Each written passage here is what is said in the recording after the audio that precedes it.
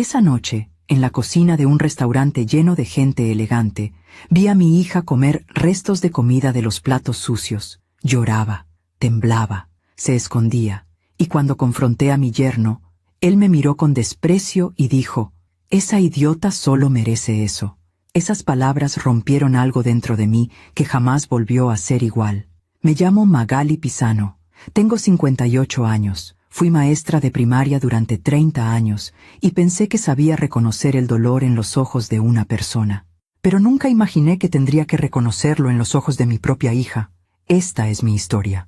Y si la estás escuchando, es porque tal vez tú también has visto ese dolor en alguien que amas y no supiste qué hacer. Yo tampoco lo supe. Durante mucho tiempo. Todo comenzó 5 años atrás, cuando Elena me llamó por teléfono un domingo por la tarde. «Mamá, conocí a alguien». Su voz sonaba diferente, brillante, como si hubiera encontrado algo que llevaba años buscando. Se llama Ezequiel. Tiene un restaurante en Polanco. Es increíble, mamá. Nunca conocí a nadie así.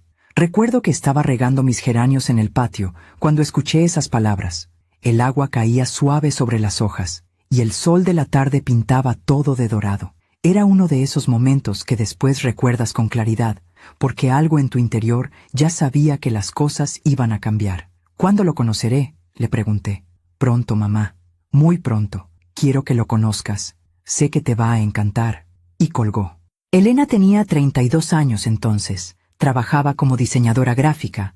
Tenía su propio departamento en La Condesa. Salía con sus amigas los viernes. Era independiente, fuerte. O al menos eso creía yo. Ezequiel llegó a mi casa 3 semanas después. Un sábado al mediodía. Llegó con flores, claveles blancos. Me besó la mano y me llamó señora Magali, con una sonrisa que mostraba todos los dientes. Usaba un reloj caro, zapatos italianos y hablaba de su restaurante como si fuera el centro del universo. «Mi sueño es convertirlo en el mejor de la ciudad», dijo mientras tomaba café en mi sala. «Elena tiene muy buen ojo para el diseño. Me está ayudando con la imagen del lugar. Es talentosísima». La miró. Ella bajó la vista y sonrió. Algo en esa sonrisa me incomodó, pero no supe qué. «¿Y tu familia, Ezequiel?», le pregunté. «Mi padre murió cuando yo tenía 15 años. Mi madre vive en Querétaro. No nos hablamos mucho». «¿Por qué?».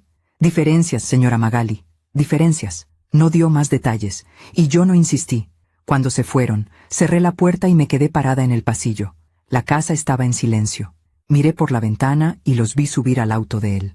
Un BMW negro.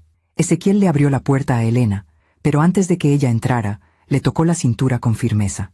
Demasiada firmeza. Ella se quedó quieta, como si esperara instrucciones. Sacudí la cabeza. «Estás viendo cosas que no existen, Magali», me dije.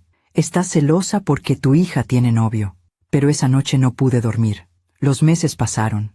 Elena dejó de venir a comer los domingos. «El restaurante está muy ocupado, mamá. Ezequiel necesita mi ayuda».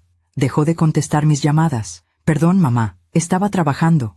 Dejó de publicar fotos en redes sociales. «Ya no me gusta eso, mamá. Es superficial». Y cuando finalmente la vi de nuevo, 3 meses después, en la inauguración del restaurante, casi no la reconocí.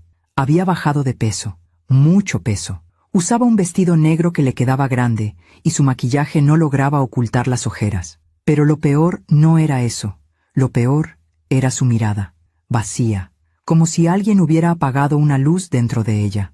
«Elena, mi amor, ¿estás bien?», le pregunté en voz baja mientras Ezequiel saludaba a los invitados. «Estoy perfecta, mamá. Solo cansada. Hemos trabajado mucho. Estás muy delgada. Estoy bien. ¿Segura?». Ezequiel apareció a su lado y le puso la mano en el hombro.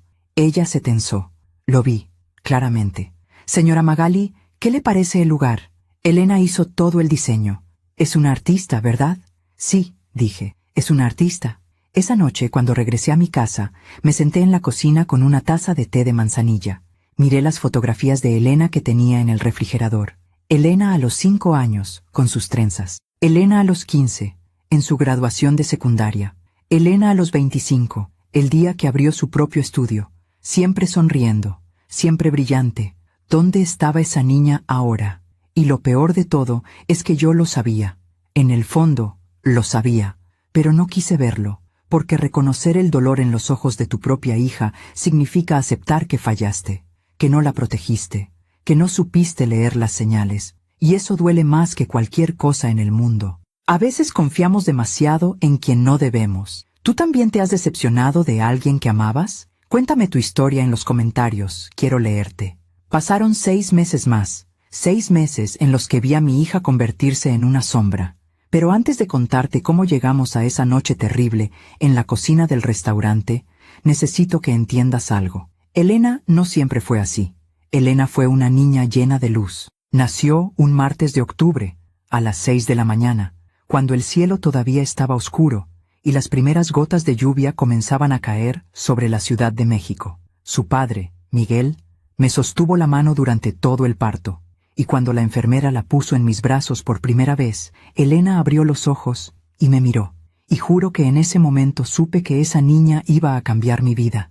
Miguel murió cuando Elena tenía 11 años, cáncer de páncreas. Fue rápido, cruel. Un martes también, como si los martes fueran días malditos en mi familia. Recuerdo que Elena no lloró en el funeral. Se quedó parada junto a mí, con su vestido azul marino y sus zapatos negros, y apretó mi mano con tanta fuerza que sentí que sus dedos se hundían en mi piel. ¿Papá nos va a cuidar desde el cielo, mamá?, me preguntó esa noche cuando la arropé en su cama. Sí, mi amor, siempre. ¿Y tú nunca me vas a dejar? Nunca, Elena, nunca. Le di un beso en la frente y apagué la luz. Pero me quedé parada en la puerta de su cuarto durante mucho tiempo, escuchándola respirar en la oscuridad. Esa fue mi promesa, nunca dejarla. Y durante 20 años cumplí esa promesa. La crié sola. Trabajé doble turno en la escuela primaria donde enseñaba para pagarle una universidad privada. La acompañé a sus exposiciones de arte cuando comenzó a diseñar. La ayudé a rentar su primer departamento. Le enseñé a hacer chiles en nogada, tamales, pan de muerto. Le enseñé a ser fuerte, o eso creía. Elena siempre fue independiente. Nunca tuvo novios serios en la universidad. Salía con chicos, claro, pero nada que durara más de 3 meses. No quiero comprometerme todavía, mamá, me decía. Tengo muchas cosas que hacer. Y las hacía. Abrió su estudio de diseño gráfico a los 28 años. Tenía clientes importantes, ganaba bien, viajaba, iba al gimnasio, tomaba clases de cerámica los sábados, tenía amigas con las que se iba de viaje a Oaxaca, a Puerto Escondido, a San Miguel de Allende. Era feliz. Yo la veía y pensaba, lo lograste, Magali, criaste a una mujer fuerte. Pero entonces llegó Ezequiel. Al principio todo parecía normal. Ezequiel era atento, educado. Siempre llegaba a tiempo cuando quedaba con Elena. Siempre le abría la puerta del auto. Siempre le mandaba flores a su estudio. Es un caballero, mamá, me decía Elena por teléfono. No como los otros. Él sí sabe cómo tratar a una mujer. Y yo quería creerle. Quería creer que mi hija había encontrado a alguien bueno. Pero había cosas que no me cuadraban. Como aquella vez que Elena llegó a mi casa con un moretón en el brazo. ¿Qué te pasó?, le pregunté mientras preparaba café en la cocina. Me golpeé con la puerta del auto, mamá. Qué torpe soy. ¿Te duele? No, ya pasó. Pero no me miró a los ojos cuando lo dijo. O como aquella tarde que la llamé y escuché a Ezequiel gritarle en el fondo. ¿Quién te llama? Es mi mamá. Dile que estás ocupada. Pero, dile que estás ocupada. Y Elena me dijo con voz temblorosa. Mamá, te llamo después, ¿sí? Estoy ocupada. Y colgó. Yo me quedé con el teléfono en la mano, sintiendo cómo algo frío me recorría la espalda. Pero me dije a mí misma, todos los novios tienen discusiones. Es normal. No te metas, Magali. Así que no me metí. Y esa fue mi primer error. La boda fue 6 meses después de la inauguración del restaurante. Fue pequeña, íntima, solo 20 personas. Elena no quiso una fiesta grande. Ezequiel prefiere algo sencillo, mamá. Él no es de hacer escándalos. Recuerdo que ese día, mientras la ayudaba a ponerse el vestido en el cuarto del hotel, le pregunté, ¿estás segura de esto, mi amor? Ella se miró al espejo. El vestido era blanco, sencillo, elegante, pero ella estaba pálida, demasiado pálida. Sí, mamá, estoy segura. ¿Lo amas? Se quedó callada durante unos segundos, luego asintió. Sí, lo amo. Pero su voz no sonaba convencida, sonaba resignada, y yo debí decir algo. Debí detenerla. Debí tomarla de los hombros y decirle, Si tienes dudas, no lo hagas, todavía estás a tiempo. Pero no lo hice, porque tenía miedo de que pensara que era una madre entrometida. Tenía miedo de que se enojara conmigo. Tenía miedo de perderla. Así que sonreí, le di un beso en la mejilla y le dije, «Te ves hermosa, mi amor». Y la dejé ir. Después de la boda, todo cambió. Elena dejó de venir a mi casa. Ezequiel dice que los domingos son para descansar, mamá. Trabajamos mucho en el restaurante. Dejó de contestar mis mensajes. Perdón, mamá, se me olvidó. Dejó de hablarme de su trabajo. Ya no tengo estudio, mamá. Cerré el negocio. Ahora trabajo con Ezequiel en el restaurante. ¿Cerraste tu estudio? ¿Por qué? Porque Ezequiel necesita mi ayuda. Y además, es mejor así. Ahora estamos juntos todo el tiempo. Sentí un nudo en el estómago. Pero, Elena, ¿eso es lo que tú quieres? Sí, mamá, es lo que quiero. Pero su voz sonaba hueca, como si estuviera leyendo un guión que alguien más había escrito. Intenté visitarla en el restaurante varias veces, pero Ezequiel siempre tenía una excusa. Hoy está ocupada, señora Magali. Tiene mucho trabajo en la cocina. ¿Puedo pasar a saludarla? Mejor no. Está muy estresada. No quiero que la distraigan. Y yo me iba. Me iba sintiéndome impotente, sintiéndome inútil. ¿Qué podía hacer? Elena era una mujer adulta. Estaba casada. Tenía su propia vida. Yo no podía meterme. ¿O sí? Una noche, a las 11, recibí una llamada. Era Elena. ¿Mamá? Su voz sonaba rota, como si hubiera estado llorando durante horas. Elena, ¿qué pasó? ¿Estás bien? Yo solo quería escuchar tu voz. ¿Dónde estás? En casa. Ezequiel está dormido. ¿Te hizo algo? Silencio. Elena, ¿te hizo algo? No, mamá. No pasó nada. Yo solo extraño hablar contigo. Mi amor, ven a la casa. Ven mañana. Preparo chilaquiles como te gustan, con mucho queso, y hablamos. No puedo, mamá. Ezequiel necesita que esté en el restaurante temprano. Elena, te tengo que colgar, mamá. Se despertó y colgó. Me quedé sentada en mi cama, con el teléfono en la mano, sintiendo cómo las lágrimas me caían por las mejillas. Mi hija estaba sufriendo, y yo no sabía cómo ayudarla. Pasaron 3 meses más, 3 meses de llamadas cortadas, de mensajes sin respuesta, de excusas, hasta que un día, mi comadre Lourdes me llamó. Magali, necesito hablar contigo. ¿Qué pasa? Fui al restaurante de Ezequiel ayer, y vi a Elena. Se quedó callada. ¿Y? Magali, tu hija está muy mal, está flaquísima, se le está cayendo el pelo, y cuando le hablé, me miró como si tuviera miedo. ¿Miedo de qué? De que Ezequiel la viera hablando conmigo. Sentí que el corazón se me salía del pecho. ¿Dónde está el restaurante? En Polanco. Pero, Magali, no vayas sola. Ese hombre no es buena persona. Voy a ir. Magali, voy a ir. Y colgué. Esa noche no pude dormir. Me senté en la cocina con una taza de café que nunca tomé. Miré las fotografías de Elena en el refrigerador. La vi sonriendo, brillante, llena de vida, y me prometí a mí misma que iba a recuperar a esa niña. No importaba lo que tuviera que hacer, no importaba a quién tuviera que enfrentar, iba a traer a mi hija de vuelta. Mientras cuento todo esto, pienso en dónde estarás escuchándome. Escribe el nombre de tu ciudad en los comentarios. Fui al restaurante 3 días después. Era un martes. Siempre martes, como si mi vida estuviera marcada por ese día maldito. El restaurante se llamaba Raíces, un nombre irónico para un lugar donde mi hija estaba siendo arrancada de las suyas. Estaba en una calle tranquila de Polanco, entre boutiques caras y galerías de arte. La fachada era elegante, ventanas grandes con cortinas de lino blanco, una puerta de madera oscura con manijas de bronce. Afuera, había una pizarra con el menú del día escrito con letra cursiva perfecta, la letra de Elena.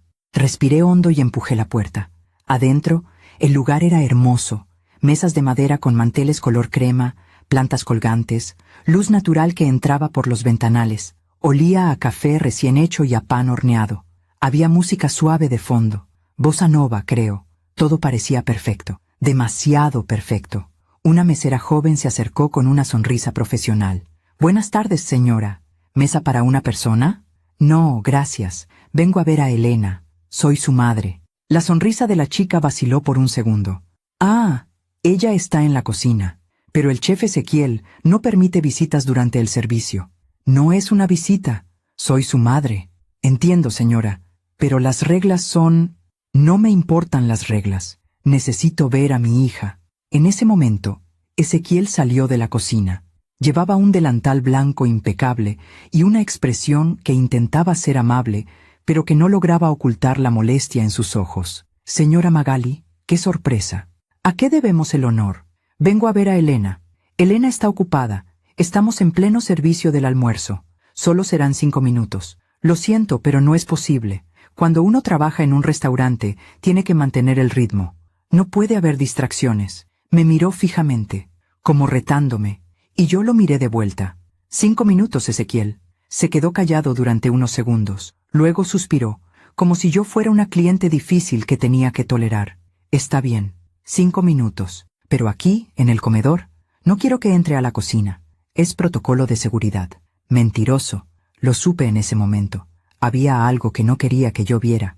De acuerdo. Se dio la vuelta y desapareció detrás de la puerta batiente de la cocina. Esperé. 1 minuto. 2, 3, 4. Finalmente, la puerta se abrió y Elena salió. Y cuando la vi, sentí que el aire se me escapaba de los pulmones. Mi hija estaba irreconocible. Había pasado solo 3 meses desde la boda. 3 meses. Pero parecía que habían pasado 3 años. Estaba flaca, terriblemente flaca. Los pómulos se le marcaban en el rostro, los ojos hundidos. El cabello, que siempre había sido grueso y brillante, ahora estaba opaco y quebradizo, recogido en una cola de caballo apretada que dejaba ver mechones que se le caían. Llevaba un delantal manchado de grasa y salsa. Las manos le temblaban. Y lo peor, no me miraba a los ojos. «Hola, mamá», dijo en voz baja. Me levanté de la mesa donde me habían hecho sentar y caminé hacia ella. Quise abrazarla, pero ella dio un paso atrás. «Elena, mi amor, ¿qué haces aquí? Vine a verte. No contestas mis llamadas. No vienes a la casa. Estoy preocupada». «Estoy bien, mamá. Solo ocupada». «No te ves bien». «Estoy bien». «Elena, estoy bien». Levantó la voz, y luego se llevó las manos a la boca, como si no pudiera creer que había gritado. Ezequiel apareció detrás de ella, como una sombra. «¿Todo bien por aquí?» «Sí», dijo Elena rápidamente. «Todo bien. Mi mamá ya se iba». «No me voy a ir», dije. «No hasta que hablemos». Ezequiel puso una mano en el hombro de Elena. Ella se tensó. Lo vi, claramente. «Señora Magali, con todo respeto, Elena tiene que volver a trabajar. Tenemos una reservación grande a las 3 y necesitamos que todo esté listo. Puedo esperar». «No creo que sea buena idea. Elena está muy estresada últimamente. No quiero que se ponga peor». Me miró con una sonrisa que no llegaba a sus ojos, y en ese momento lo entendí. Ezequiel no estaba cuidando a mi hija, la estaba controlando. «Elena, mírame». Ella levantó la vista lentamente. Sus ojos estaban vidriosos, cansados, sin vida. «¿Estás comiendo bien?» «Sí». «¿Estás durmiendo?» «Sí». «¿Eres feliz?» Silencio. Ezequiel apretó su hombro. Ella tragó saliva. «Sí, mamá, soy feliz». Pero una lágrima le cayó por la mejilla. Una sola lágrima que se limpió rápidamente con el dorso de la mano. Y yo sentí que algo dentro de mí se quebraba. «Elena, si necesitas algo, lo que sea, llámame, a la hora que sea. ¿Me oyes?» «Sí, mamá». «Prométemelo». «Te lo prometo». Ezequiel sonrió. «Ya ve, señora Magali, todo está bien.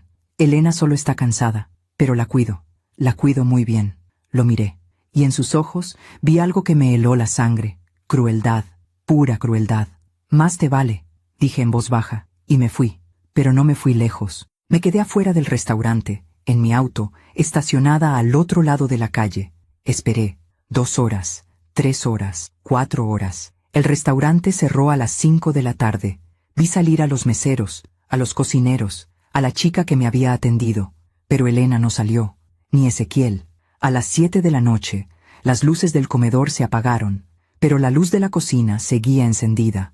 Me bajé del auto y caminé hacia el restaurante. La puerta principal estaba cerrada con llave. Rodeé el edificio hasta encontrar la puerta trasera, la que daba al callejón de servicio. Estaba entreabierta. Empujé despacio, y lo que vi me partió el alma. Elena estaba en la cocina, sola, arrodillada en el piso, limpiando con un trapo sucio las manchas de grasa y comida que habían quedado en las baldosas. Lloraba en silencio, como si ya no tuviera fuerzas ni para hacer ruido. Y a su lado, en el piso, había un plato, Un plato con restos de comida, arroz, frijoles, pedazos de pollo a medio comer, comida que otros habían dejado. Y mientras limpiaba, ella tomaba un poco de ese arroz con los dedos y se lo llevaba a la boca, temblando, llorando, comiendo sobras. Mi hija, mi Elena, comiendo sobras como si fuera un animal. No pude contenerme. Empujé la puerta completamente y entré. ¿Elena? Ella levantó la vista. El terror en su rostro fue instantáneo. Se puso de pie de un salto, tirando el plato. El arroz se desparramó por el piso. Mamá, yo solo... ¿Qué estás haciendo? Yo estaba limpiando. ¿Por qué estás comiendo restos de comida? Yo no podía ni hablar. Se abrazó a sí misma y empezó a temblar. Y entonces escuché pasos. Ezequiel entró a la cocina desde la oficina del fondo. Nos miró a las dos y sonrió. Esa sonrisa, esa maldita sonrisa. Señora Magali, ¿qué hace aquí? Le dije que Elena estaba ocupada. ¿Qué le estás haciendo a mi hija? ¿Perdón? ¿Por qué está comiendo sobras? Ezequiel se encogió de hombros. Elena tiene malos hábitos. Le he dicho 1000 veces que si tiene hambre puede comer de la cocina, pero ella prefiere comer a escondidas. Es extraño. Tal vez debería ver a un psicólogo. Mentiroso. ¿Perdón? Eres un mentiroso. Me acerqué a él. Mi corazón latía tan fuerte que sentía que iba a explotar. No sé qué le estás haciendo a mi hija, pero esto se acaba hoy. Ezequiel me miró con condescendencia. Señora Magali, entiendo que esté preocupada, pero Elena es mi esposa, es una mujer adulta, y yo la cuido mejor de lo que nadie podría cuidarla. ¿Cuidarla? ¿A esto le llamas cuidarla? Ella está bien. Dígaselo, Elena. Elena estaba paralizada, con la vista clavada en el piso. Elena, dije con voz temblorosa. Mírame. No se movió. Elena, mírame. Levantó la vista lentamente, y en sus ojos vi algo que jamás olvidaré. Derrota. Mi hija se había rendido. Vámonos, le dije. Ahora, toma tus cosas y vámonos. Mamá, yo no puedo. Sí, puedes. Vámonos. Ezequiel se interpuso entre nosotras. Ella no va a ningún lado. Quítate de mi camino. Esta es mi esposa, y este es mi restaurante. Y usted no tiene ningún derecho de venir aquí a armar un escándalo. Tengo todo el derecho del mundo. Soy su madre, y yo soy su esposo, y ella me eligió a mí. Me miró con desprecio. Ella me eligió porque yo la valoro, porque yo le di un propósito, porque yo la hice útil. ¿Útil? Sí, útil. Antes de mí, Elena no era nadie, una diseñadora mediocre con un estudio que apenas sobrevivía. Yo le di un lugar, un hogar, una razón para existir. Sentí que la rabia me quemaba por dentro. Elena siempre fue alguien, antes de ti, sin ti. Y va a seguir siendo alguien cuando salga de aquí. Ezequiel soltó una carcajada, fría, cruel, y luego dijo las palabras que jamás voy a olvidar. Esa idiota solo merece esto. El mundo se detuvo. Miré a Elena. Ella cerró los ojos, como si esas palabras fueran normales, como si ya las hubiera escuchado 1000 veces, y algo dentro de mí se rompió, pero no con tristeza, con furia, una furia que no sabía que era capaz de sentir. Caminé hacia Elena, tomé su mano y la apreté fuerte. Nos vamos. Ahora. Mamá. Ahora. Ezequiel trató de bloquear la puerta. Si sale de aquí, no vuelve. ¿Me oyes, Elena? No vuelves. Ella me miró, aterrada. Mamá, no puedo. Él. Sí puedes. Confía en mí. Pero yo no tengo a dónde ir. Tienes a tu madre. Siempre me vas a tener a mí. Apretó mi mano. Y juntas, pasamos junto a Ezequiel. Él no nos detuvo. Solo nos miró con esa sonrisa de desprecio. Van a volver. Siempre vuelven. Salimos del restaurante y caminamos hacia mi auto.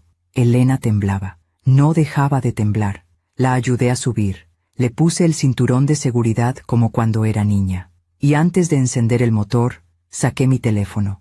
Busqué un nombre en mis contactos. Un nombre que no había marcado en años. Ricardo Montiel, abogado. Un hombre al que le había salvado la vida hace muchos años, cuando su hijo estaba enfermo y nadie más lo ayudó. Presioné el botón de llamada. Sonó una vez, 2 veces, 3. Bueno, Ricardo, soy Magali Pisano. Silencio. Magali, ¿cuánto tiempo? Necesito tu ayuda. ¿Qué pasó? Miré a Elena. Estaba acurrucada en el asiento, abrazándose a sí misma. Llegó la hora de pagar tu deuda.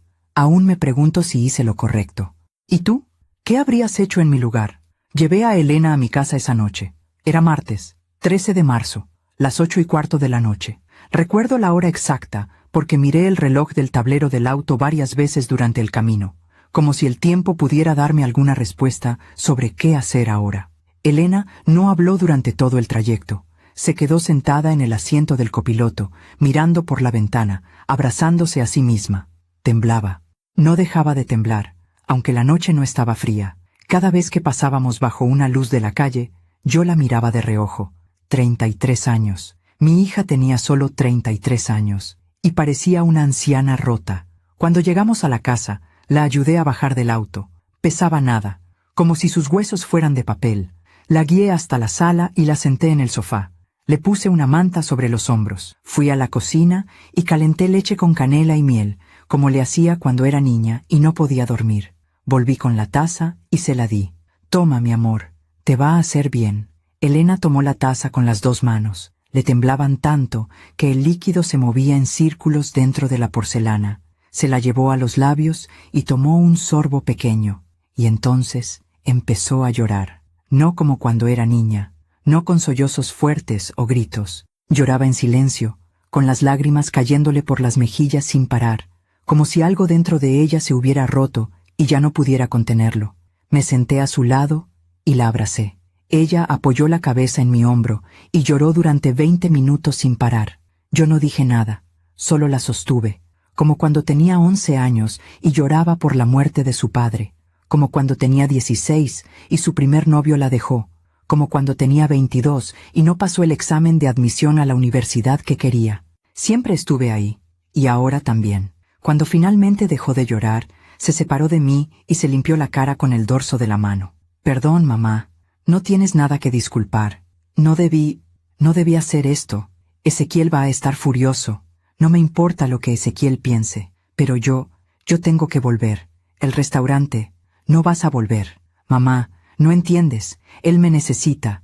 Si no estoy ahí, todo va a colapsar. La miré fijamente. Elena, ¿tú escuchaste lo que él te dijo? Bajó la vista. Sí, te llamó idiota. Yo lo hice enojar. ¿Qué? Ezequiel se enoja cuando no hago las cosas bien. Y hoy no terminé de limpiar a tiempo. Y él tiene razón. Soy una inútil. Sentí que el corazón se me partía en 2. Elena, mírame. No se movió. Mírame. Levantó la vista lentamente. Tú no eres una inútil. Tú eres mi hija. Y eres brillante, talentosa, hermosa.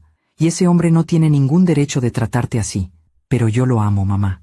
Eso no es amor. Sí lo es. Él me cuida. Me da un hogar. Me da trabajo. Él te está destruyendo. No.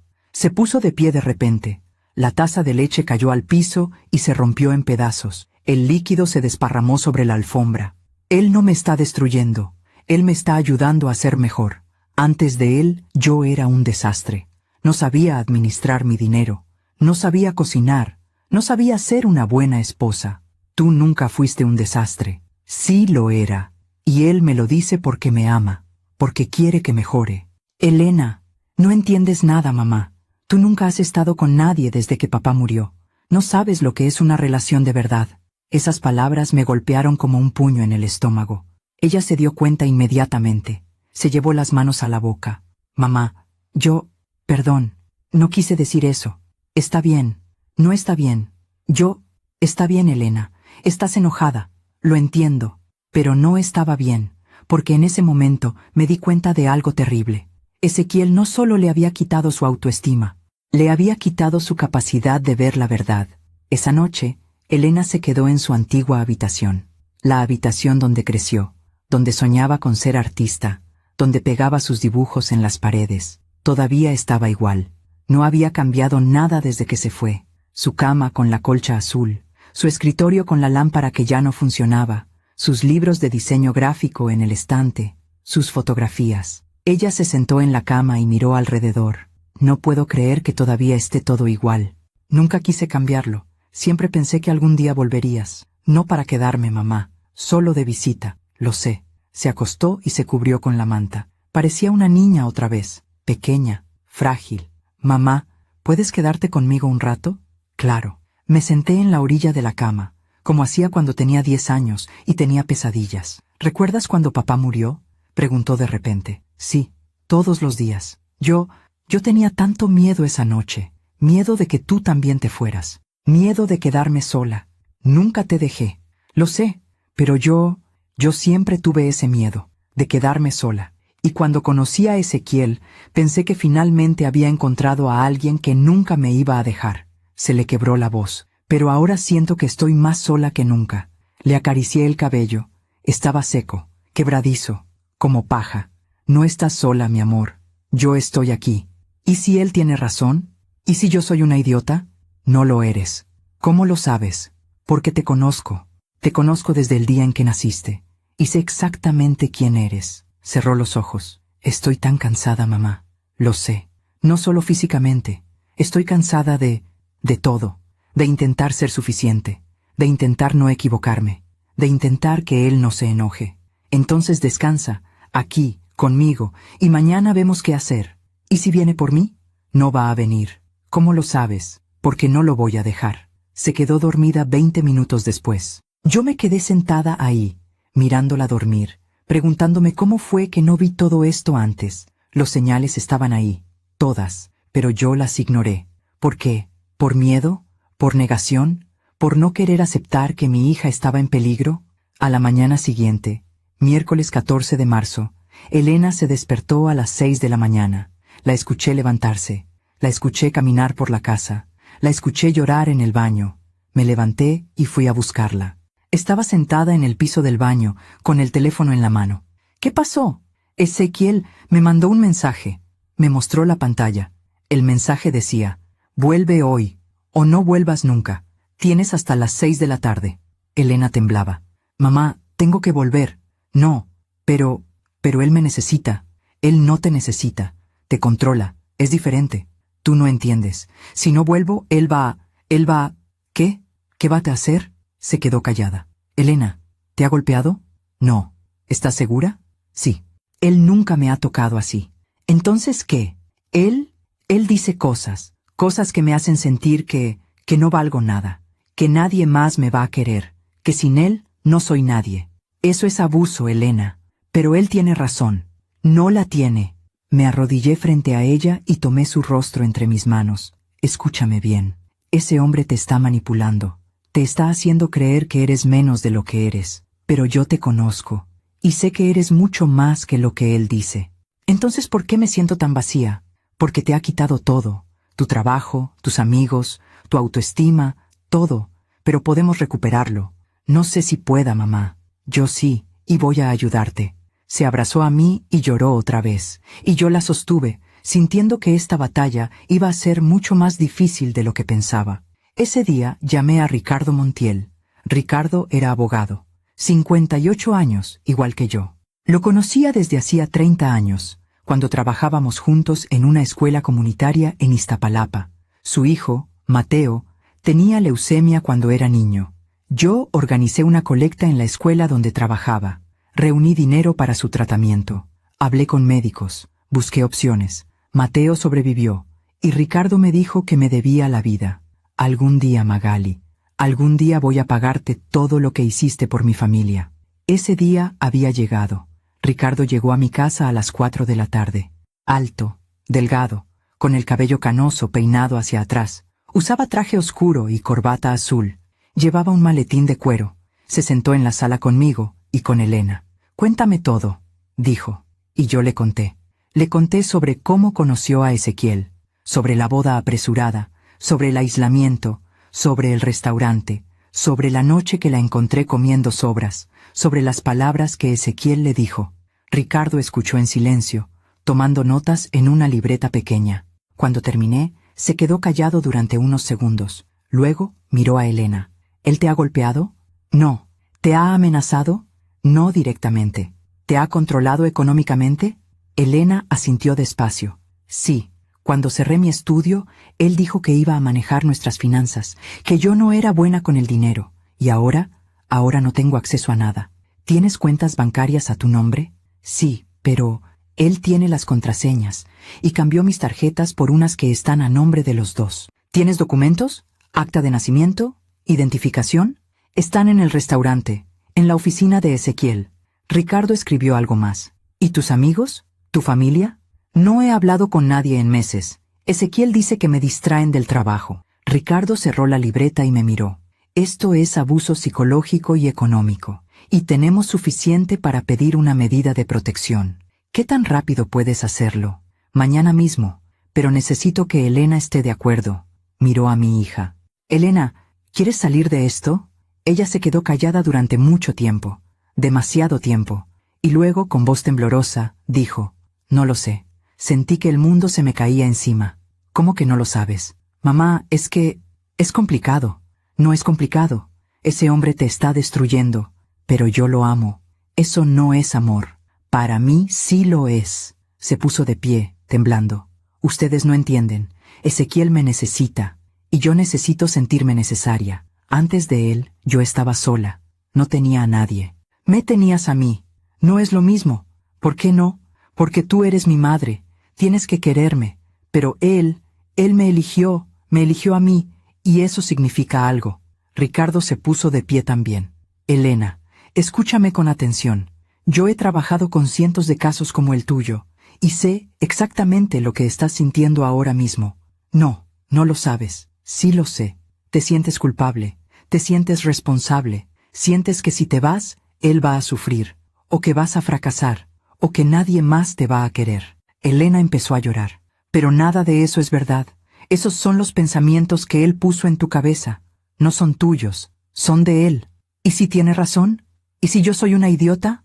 No lo eres, y voy a probártelo. Pero necesito que confíes en mí. Elena me miró. Mamá, ¿qué hago? Tomé sus manos. Confía en mí, mi amor. Una vez más, confía en mí. Esa noche, Elena aceptó quedarse, pero solo por esa noche. Mañana voy a volver, dijo. Solo necesito una noche más para pensar. Ricardo se fue a las 7 de la tarde, prometiendo volver al día siguiente con los papeles listos. Yo preparé la cena. Sopa de verduras, pan tostado, té de manzanilla. Elena comió despacio, como si cada bocado le costara trabajo. ¿Está rica? Le pregunté. Sí, mamá. Gracias. ¿Cuándo fue la última vez que comiste algo caliente? Se quedó pensando. No me acuerdo. Y en ese momento me di cuenta de algo. Mi hija no solo había perdido su autoestima, había perdido la capacidad de cuidarse a sí misma. Y eso era lo más aterrador de todo. Esa noche, antes de dormir, Elena me preguntó, «Mamá, ¿crees que puedo volver a ser quien era antes?» Me senté a su lado en la cama. «Sí, lo creo. ¿Y si no puedo? Entonces serás alguien nueva, alguien más fuerte, alguien que sobrevivió. No me siento fuerte, porque estás cansada, pero la fuerza vuelve, te lo prometo». Cerró los ojos. «Gracias por no rendirte conmigo, mamá. Nunca me voy a rendir contigo». Pero lo que no sabíamos era que al día siguiente, jueves 15 de marzo, todo iba a cambiar, porque Ezequiel no iba a dejarla ir tan fácilmente, y la batalla apenas estaba comenzando. Mientras cuento todo esto, pienso en dónde estarás escuchándome. Escribe el nombre de tu ciudad en los comentarios. Jueves 15 de marzo, 6 de la mañana. Me desperté con el sonido del teléfono de Elena sonando en la habitación de al lado. No era la alarma, era una llamada. Salté de la cama y corrí hacia su cuarto. Ella ya estaba despierta, sentada en la cama, mirando la pantalla del teléfono con terror. ¿Quién es? Ezequiel. No contestes. Pero, no contestes. El teléfono dejó de sonar. Pasaron 5 segundos, y volvió a sonar. Elena me miró con ojos suplicantes. Mamá, si no contesto, va a venir hasta acá. Que venga, no voy a dejarlo entrar. Pero, el teléfono volvió a sonar. 1 vez, 2, 3. Finalmente, Elena contestó. Puso el altavoz sin que yo se lo pidiera. Sus manos temblaban. Bueno, la voz de Ezequiel llenó la habitación. Fría, controlada. ¿Dónde estás? En casa de mi mamá. Te di hasta las 6 de la tarde de ayer. Son las 6 de la mañana del día siguiente. Lo sé, pero... ¿sabes cuántos problemas me causaste ayer? Tuve que cerrar el restaurante temprano porque no había nadie para limpiar. Perdí clientes. Perdí dinero. Perdón, no me importan tus disculpas. Quiero que vengas ahora. Ezequiel, yo necesito tiempo. Silencio. Luego, una risa. Seca. Sin humor. ¿Tiempo? ¿Tiempo para qué? ¿Para que tu mamá te llene la cabeza de tonterías? No son tonterías. Claro que lo son. Ella no entiende lo que tenemos tú y yo. Ella no sabe lo que es construir algo juntos. Ezequiel, Elena, amor, escúchame. Sé que ayer tuvimos un malentendido, pero eso pasa en todas las relaciones. Yo me puse nervioso. Dije cosas que no debí decir. Su voz cambió. Ahora sonaba suave, casi cariñosa. Pero tú sabes que te amo, ¿verdad? Elena cerró los ojos. Sí. Y yo sé que tú me amas. Sí. Entonces ven, vuelve a casa. Vamos a arreglar esto, juntos. Elena empezó a llorar en silencio. Ezequiel, yo no sé si pueda. Sí puedes. Eres fuerte. Eres mi esposa fuerte y hermosa. Y te necesito. ¿De verdad? De verdad. Sin ti, el restaurante no funciona. Sin ti, yo no funciono. Yo no pude más. Tomé el teléfono de las manos de Elena. Ella no va a volver. Silencio del otro lado. Luego, la voz de Ezequiel. Ahora fría otra vez. Señora Magali, no vuelvas a llamarla. Ella es mi esposa. Puedo llamarla cuando quiera. No si ella no quiere. ¿Y quién dice que ella no quiere? Pregúntele. Pregúntele si quiere que deje de llamarla. Miré a Elena. Tenía la cara enterrada entre las manos. Elena no necesita hablar contigo ahora. Usted no puede decidir por ella. Ella es una mujer adulta. Exacto. Y como mujer adulta, tiene derecho a alejarse de alguien que la maltrata. Ezequiel soltó una carcajada. ¿Maltrato? Señora Magali, yo nunca le he puesto un dedo encima a Elena. Hay muchas formas de maltrato, y tú las usas todas. Mire, señora, entiendo que esté preocupada, pero Elena y yo tenemos problemas de pareja, problemas normales, y se resuelven entre nosotros, no con su mamá metiéndose en el medio. Esto no es un problema de pareja, esto es abuso. ¿Abuso? ¿Le parece abuso darle un trabajo, un hogar, una vida? ¿Le parece abuso quitarle su dinero, su trabajo, sus amigos y su dignidad? Silencio. Luego su voz, ahora más baja, más peligrosa. Dígale a Elena que tiene 24 horas para volver, o voy a tomar medidas legales. ¿Qué medidas? Ella firmó un contrato cuando empezó a trabajar en el restaurante. Un contrato que la hace responsable de cualquier pérdida económica si abandona su puesto sin aviso previo. Y créame, las pérdidas de estos días van a ser considerables. Eso es ilegal. Llame a un abogado y averígüelo. Y colgó. Elena me miró con terror. Mamá, ¿es verdad? ¿Firmé un contrato? No lo sé. ¿Firmaste algo? Yo firmé muchos papeles cuando empezamos. Ezequiel dijo que eran trámites del restaurante, del seguro, de no sé qué más. ¿Los leíste? Bajó la vista. No. Cerré los ojos y respiré hondo. Está bien, está bien. Vamos a llamar a Ricardo. Ricardo llegó a las 9 de la mañana. Se sentó en la sala con nosotras, con su maletín de cuero abierto sobre la mesa de centro. Le conté sobre la llamada, sobre el contrato. Él escuchó con atención, tomando notas. ¿Tienes alguna copia de los papeles que firmaste? Le preguntó a Elena. No, todo está en la oficina de Ezequiel. ¿Recuerdas qué decían? No, él me los dio y me dijo que firmara. Y yo confié en él. Ricardo suspiró. Elena, necesito que me digas la verdad. ¿Cuánto tiempo estuviste trabajando en el restaurante? Desde la inauguración, hace 8 meses. ¿Te pagaba? Ella se quedó callada. ¿Elena? Al principio sí. Me daba $500 a la semana. Pero hace 3 meses dejó de pagarme. ¿Por qué? Dijo que el restaurante no estaba generando suficientes ganancias, y que como éramos esposos, el dinero era de los dos de todas formas. ¿Y tú aceptaste? Sí. Ricardo escribió algo más en su libreta. ¿Trabajabas cuántas horas al día? 12, a veces 14. ¿Tenías días libres? No. ¿Y comida? ¿Dormías bien? Elena empezó a llorar otra vez. Él decía que si quería comer, podía hacerlo después de que terminaran los clientes. Pero a veces estaba tan cansada que solo quería dormir. Y cuando comía, me decía que estaba engordando, que los clientes no querían ver a una gorda en la cocina. Sentí que la rabia me quemaba por dentro. Ricardo cerró la libreta. Esto no es solo abuso psicológico, es explotación laboral y posiblemente tráfico de personas. ¿Qué? Ezequiel la tuvo trabajando sin pago, sin días libres, con jornadas inhumanas. Eso se considera trabajo forzado. Pero yo acepté, dijo Elena. Yo dije que sí. Bajo manipulación y coerción. Eso no cuenta como consentimiento. Ricardo me miró. Magali, necesito que me consigas algo. Lo que sea. Necesito evidencia, fotografías, mensajes, cualquier cosa que demuestre el abuso. ¿Y si no tenemos nada? Entonces vamos a tener que conseguirlo. Pasamos las siguientes 3 horas revisando el teléfono de Elena. Ricardo tomó capturas de pantalla de los mensajes de Ezequiel.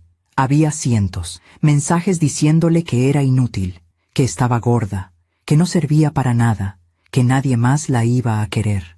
Mensajes a las 3 de la mañana preguntándole dónde estaba, mensajes controlando con quién hablaba, mensajes diciéndole qué ropa ponerse, qué comer, cuándo dormir.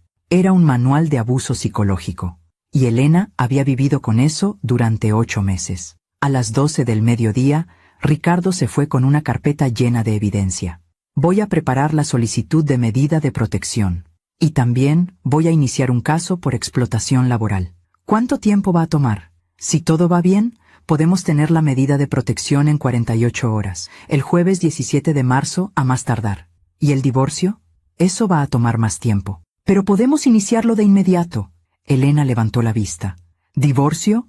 Sí, Elena. Tienes que divorciarte de él. Pero si no te divorcias, él va a seguir teniendo control legal sobre ti, sobre tus finanzas, sobre tu vida. Pero yo lo amo. Ricardo se arrodilló frente a ella y tomó sus manos. Elena, mírame. Ella lo miró con ojos llenos de lágrimas. Lo que tú sientes por ese hombre no es amor, es trauma. Es el vínculo que se forma cuando alguien te maltrata y luego te da pequeños momentos de amabilidad. Se llama vínculo traumático. Y es muy real, pero no es amor. ¿Cómo lo sabes? Porque he visto este mismo patrón en cientos de mujeres, y todas me dijeron lo mismo que tú, que lo amaban, que no podían dejarlo, que él iba a cambiar. ¿Y qué pasó con ellas? Las que se fueron a tiempo sobrevivieron. Las que se quedaron, no terminó la frase, no hacía falta. Esa tarde, Elena y yo nos sentamos en el patio. Hacía sol, los geranios estaban floreciendo, el aire olía a tierra mojada y a jazmín. Elena miraba las flores con ojos vacíos. Mamá, ¿cuándo fue que dejé de ser yo? ¿Qué quieres decir? Yo era fuerte, independiente, tenía mi propio negocio, mis propias amigas, mi propia vida. ¿Cuándo perdí todo eso? Poco a poco, sin que te dieras cuenta. ¿Por qué no lo vi? Porque él era muy bueno escondiéndolo. Al principio, todo parecía amor, atención, cuidado, pero luego, de a poco, fue quitándote cosas. Primero tus amigos, luego tu trabajo, luego tu autoestima. Y yo lo dejé, porque te manipuló, porque te hizo creer que era por tu bien. Elena se quedó callada durante mucho tiempo. Luego dijo, ¿sabes qué es lo peor de todo? ¿Qué? Que una parte de mí todavía quiere volver, todavía quiere creer que él va a cambiar, que las cosas van a ser como al principio. Lo sé. ¿Eso se va a quitar? Sí, con tiempo, y con ayuda. ¿Cuánto tiempo? No lo sé. Cada persona es diferente. Y si nunca se quita, se va a quitar. Te lo prometo. Esa noche, viernes 16 de marzo, recibí una llamada. Era un número desconocido. Contesté. Bueno, señora Magali, era Ezequiel. ¿Cómo conseguiste mi número? No importa. Necesito hablar con Elena. No está disponible. Dígale que si no vuelve mañana, voy a ir por ella. Si te acercas a mi casa, llamo a la policía. Usted no entiende. Elena es mi esposa. Tengo derecho legal de hablar con ella. No cuando hay una orden de alejamiento en proceso. Silencio. ¿Qué? ¿Escuchaste bien? Mañana vamos a presentar una solicitud de medida de protección y un caso por explotación laboral. Así que te sugiero que consigas un buen abogado. Escuché su respiración del otro lado. Pesada, rabiosa.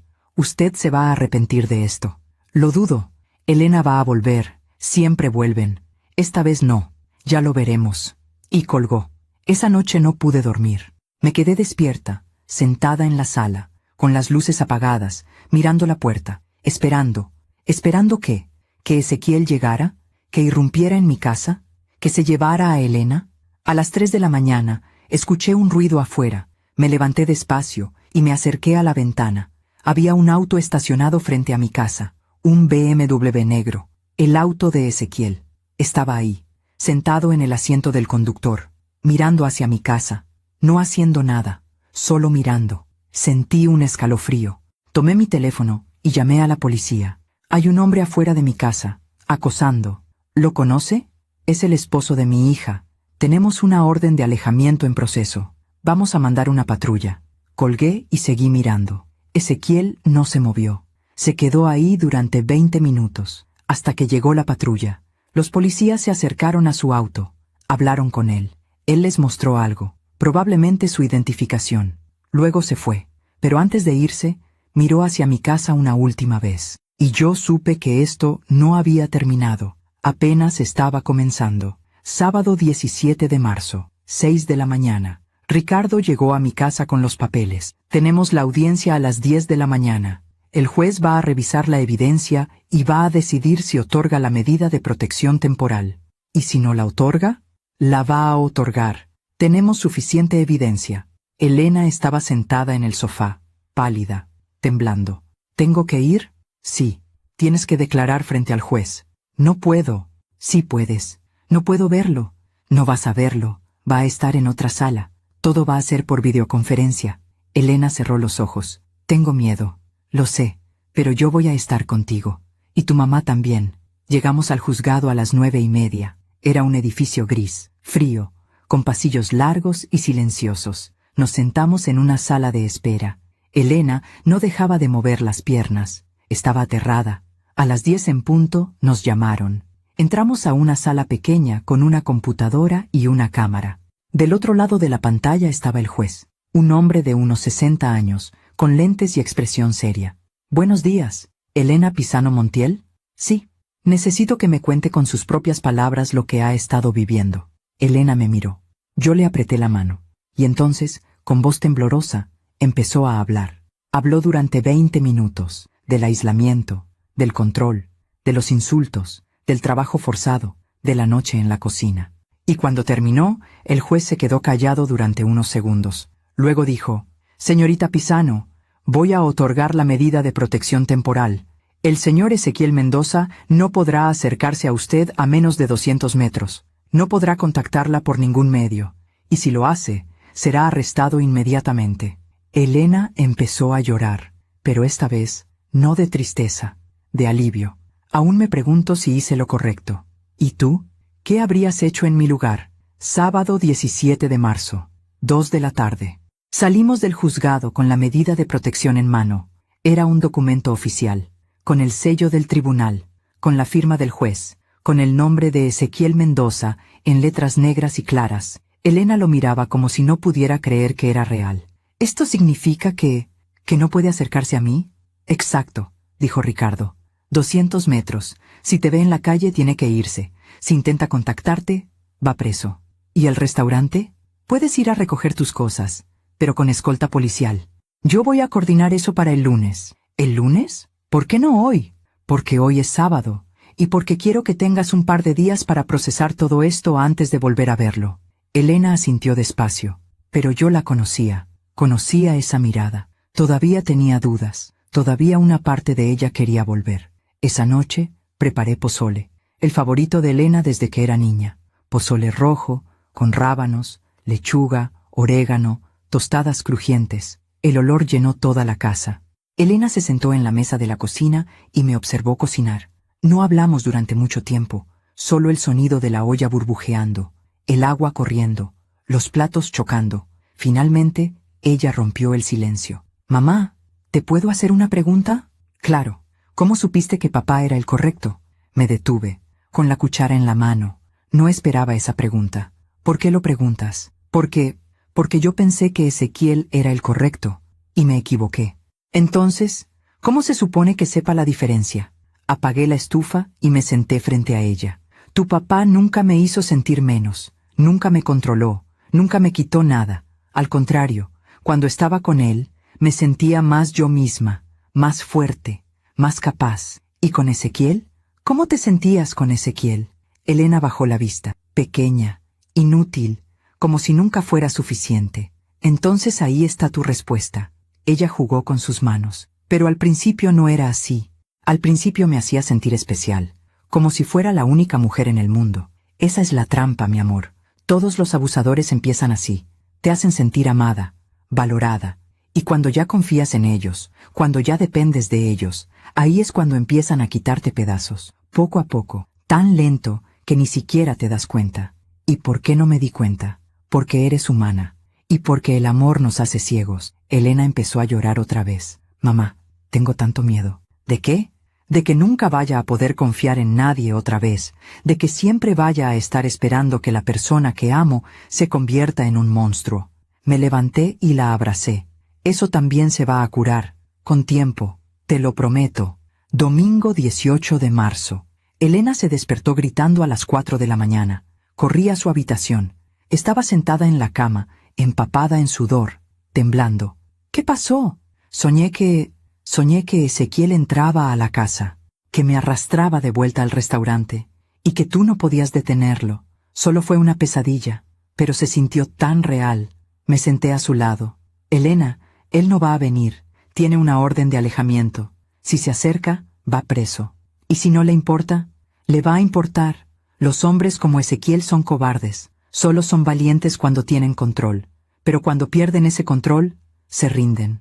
¿Cómo lo sabes? Porque he visto a muchos hombres así en mi vida. Y todos son iguales. Elena se recostó otra vez. Mamá, ¿puedes quedarte aquí hasta que me duerma? Claro. Me quedé sentada en la orilla de su cama, como cuando era niña. Y mientras la veía dormir, pensé en todas las noches que no estuve ahí.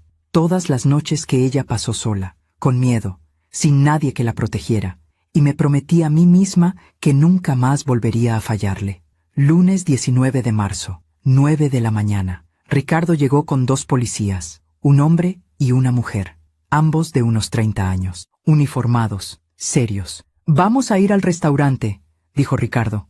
Elena va a recoger sus cosas, sus documentos, todo lo que sea de ella. Elena estaba pálida. ¿Él va a estar ahí? Probablemente, pero no puede acercarse a ti. Los oficiales van a asegurarse de eso. ¿Y si intenta hablarme? No respondas, no lo mires. Solo recoge tus cosas y salimos. Elena asintió, pero sus manos temblaban. Llegamos al restaurante a las 10 de la mañana. Estaba cerrado. Las cortinas de las ventanas estaban cerradas, pero el BMW negro de Ezequiel estaba estacionado afuera. Él estaba ahí. Los policías tocaron la puerta. No hubo respuesta. Tocaron otra vez. «Policía, abra la puerta». Finalmente, la puerta se abrió, y ahí estaba Ezequiel. Pero no era el mismo Ezequiel que había visto hace una semana. Este Ezequiel estaba desaliñado, sin afeitar, con ojeras profundas, la camisa arrugada, los ojos rojos. Parecía que no había dormido en días. «¿Qué quieren?», preguntó con voz ronca. «Venimos a escoltar a la señora Elena Pisano para que recoja sus pertenencias». Ezequiel miró a Elena. Ella desvió la mirada. «¿Pertenencias? Todo lo que está aquí es mío. Yo pagué por todo». «Según la ley», dijo Ricardo, «Elena tiene derecho a recuperar sus documentos personales, su ropa y cualquier objeto de valor sentimental». «¿Y quién es usted?» «Soy su abogado». Ezequiel soltó una carcajada amarga. «Por supuesto. Ya te conseguiste un abogado». «¡Qué rápido!». Elena seguía sin mirarlo. «Señor Mendoza», dijo la oficial mujer, «necesitamos que se mantenga a una distancia mínima de 200 metros de la señora Pisano. Puede quedarse en el restaurante, pero tiene que ir a la parte de atrás mientras ella recoge sus cosas. Este es mi restaurante». «Lo entendemos, pero hay una orden de alejamiento vigente. Si no coopera, vamos a tener que arrestarlo». Ezequiel apretó los puños, me miró, y en sus ojos vi un odio puro. «Esto es culpa suya», me dijo. «Usted le llenó la cabeza de mentiras». «Yo no le llené la cabeza de nada, solo le abrí los ojos. Elena era feliz antes de que usted se metiera. Elena estaba muriendo antes de que yo la sacara». «Mentira». Dio un paso hacia mí. Los policías inmediatamente se interpusieron. «Señor Mendoza, dé un paso atrás». Ezequiel respiraba pesado, furioso, pero retrocedió. «Tienen 20 minutos», dijo. 20 minutos y quiero que salgan de mi restaurante». Y se fue hacia la oficina del fondo. Elena entró al restaurante despacio. Yo iba detrás de ella. El lugar estaba destruido. Platos sucios apilados en las mesas, basura en el piso, el olor a comida podrida. Las plantas colgantes que Elena había puesto estaban secas, muertas. Todo lo hermoso que ella había creado ahí estaba arruinado. «Dios mío», susurró Elena. «No te detengas», le dije. «Recoge tus cosas y vámonos». Fuimos a la oficina donde Elena guardaba su ropa de trabajo. Abrió el casillero. Adentro había 3 uniformes, todos manchados, todos rotos. Esto es todo lo que tengo aquí, dijo. ¿Y tus documentos? Están en la oficina de Ezequiel. Caminamos hacia la oficina del fondo. Ezequiel estaba ahí, sentado en su escritorio, mirando la computadora. No levantó la vista cuando entramos. Necesito mis documentos, dijo Elena con voz temblorosa. Ezequiel siguió mirando la pantalla. No sé de qué hablas. Mi acta de nacimiento, mi identificación, mis papeles del Seguro Social. Ah, esos. Los quemé. Elena se quedó paralizada. ¿Qué? Los quemé, anoche, en el callejón de atrás. ¿Por qué? Finalmente la miró y sonrió. Esa sonrisa. Porque si tú no eres mía, entonces no eres de nadie.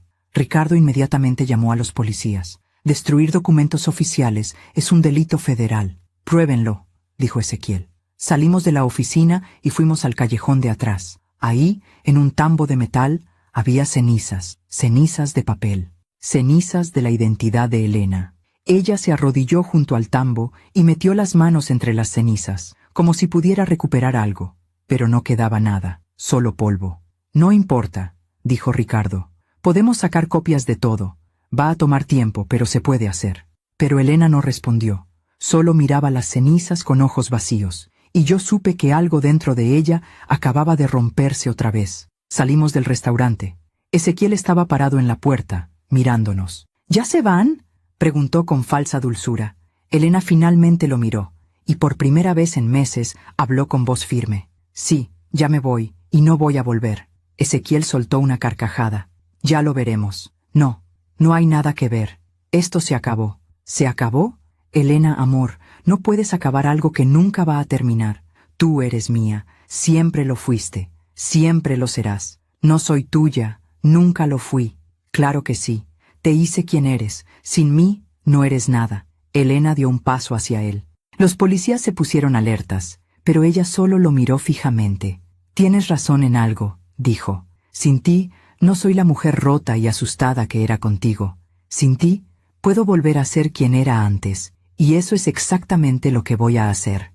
Ezequiel la miró con odio. Te vas a arrepentir. No, el único que se va a arrepentir eres tú. Y se dio la vuelta.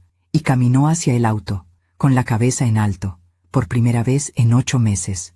Esa noche, de vuelta en mi casa, Elena se sentó en el patio. Yo le llevé una taza de té de manzanilla.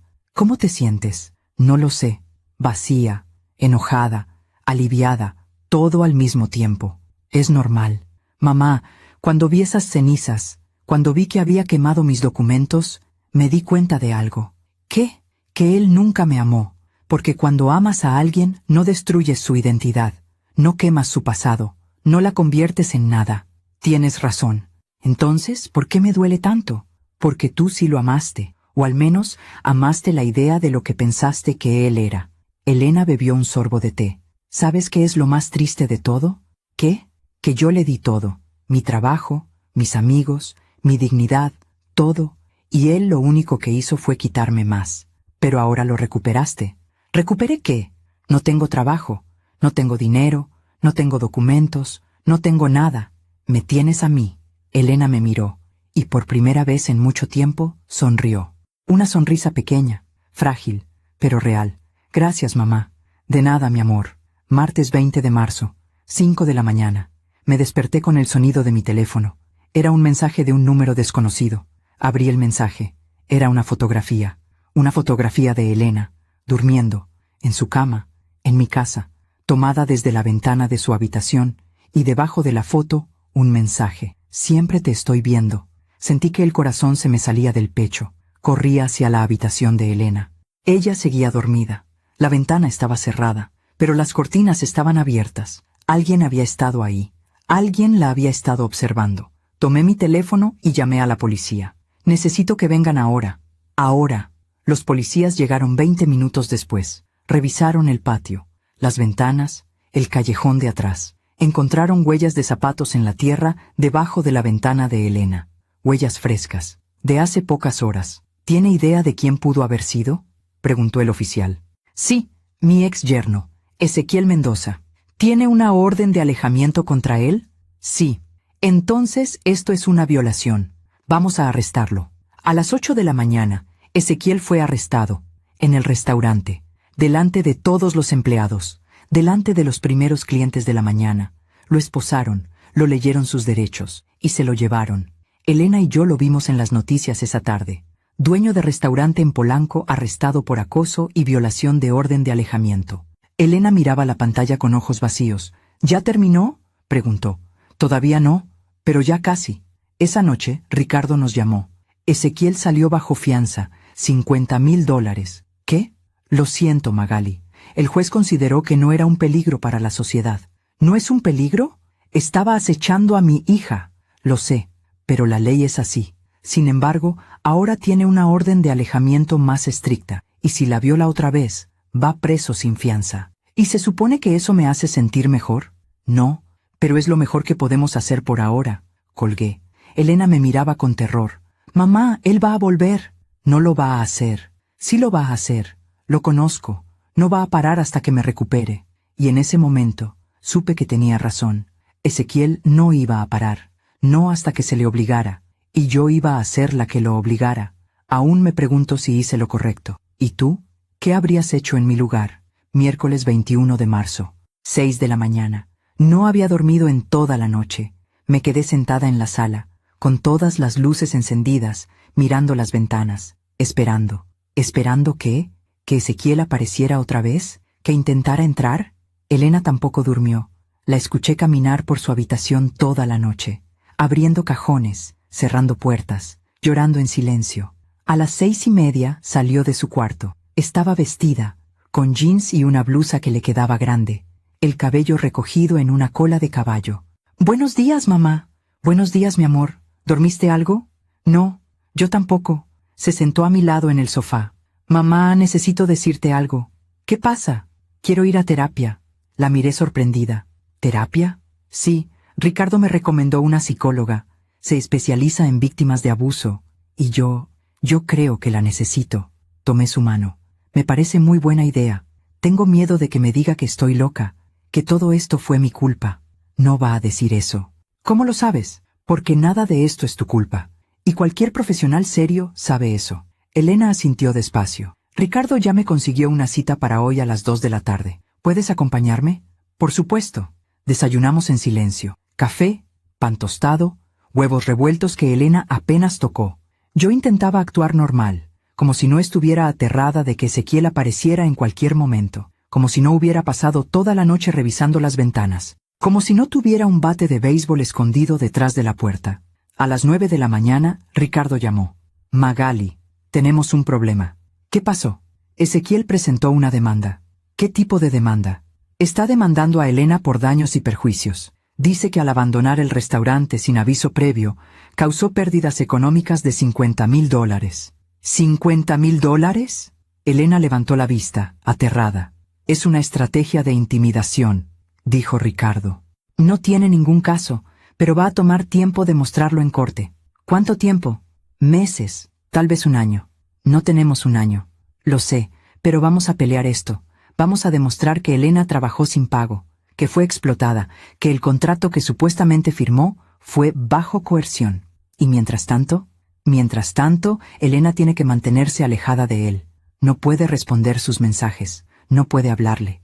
Nada». «Entiendo». Colgué. Elena me miraba con ojos llenos de lágrimas. «Mamá, yo no tengo $50,000. Lo sé, no tengo nada. ¿Cómo voy a pagar eso?» «No vas a tener que pagar nada. Es una mentira, una estrategia para asustarte. Está funcionando». A las 2 de la tarde fuimos al consultorio de la psicóloga. Se llamaba Doctora Patricia Ruiz, 53 años, cabello corto, lentes, sonrisa amable. Su consultorio estaba en una casa antigua de la Condesa, paredes color crema, plantas en las esquinas, una luz suave que entraba por las ventanas. Me senté en la sala de espera mientras Elena entraba. Esperé 1 hora. Cuando Elena salió, tenía los ojos rojos. Había estado llorando, pero algo en su rostro se veía diferente, más ligero, como si hubiera dejado algo pesado adentro. «¿Cómo te fue?», le pregunté en el auto. «Bien, difícil, pero bien. ¿Quieres hablar de ello?» «Todavía no, pero creo que voy a volver.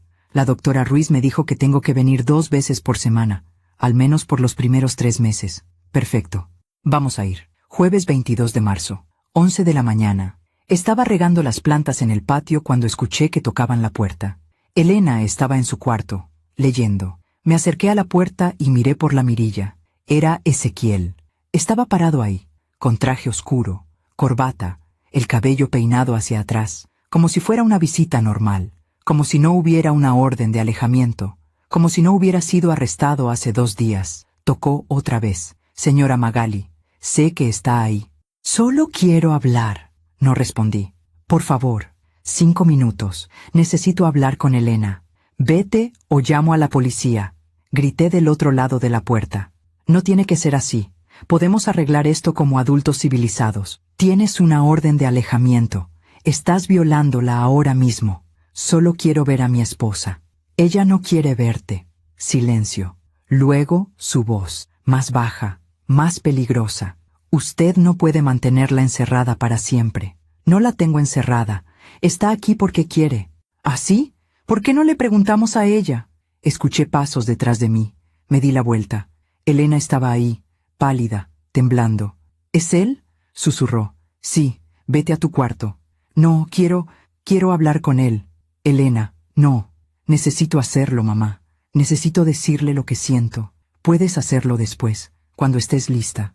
Ya estoy lista. Se acercó a la puerta. Elena, no abras esa puerta.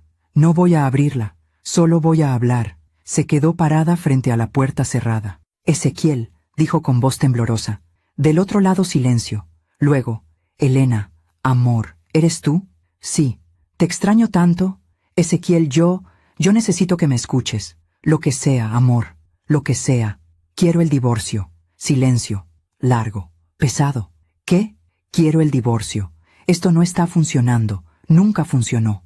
Elena, no digas eso. Estás confundida. Tu mamá te está confundiendo. No estoy confundida. Estoy más clara que nunca. Elena, lo que me hiciste, lo que me dijiste, eso no es amor. Yo nunca quise hacerte daño. Pero lo hiciste. Fue un error. Estaba estresado. El restaurante está colapsando sin ti. Te necesito de vuelta. No. Elena, por favor. Te amo. No me amas. Solo me necesitas para que te sirva, para que trabaje gratis, para que sea tu empleada sin paga. Eso no es verdad. Sí lo es. Y lo sabes. Escuché que Ezequiel golpeaba la puerta con la mano. Elena, abre esta maldita puerta. Elena dio un paso atrás. Vete, Ezequiel. Y no vuelvas. ¿O qué? ¿Vas a llamar a la policía? ¿Como la última vez? Sí. ¿Sabes cuánto me costó salir de ese lugar? $50,000. Todo por tu culpa. No fue mi culpa. Tú violaste la orden. Porque quería verte. Porque te amo. Eso no es amor. Golpeó la puerta otra vez. Más fuerte. Voy a llamar a la policía ahora, dije. Háganlo. Llámenla. Total, ustedes ya me arruinaron la vida. Tomé mi teléfono y marqué 911. Ezequiel siguió gritando del otro lado de la puerta. Elena, si no vuelves conmigo, te vas a arrepentir.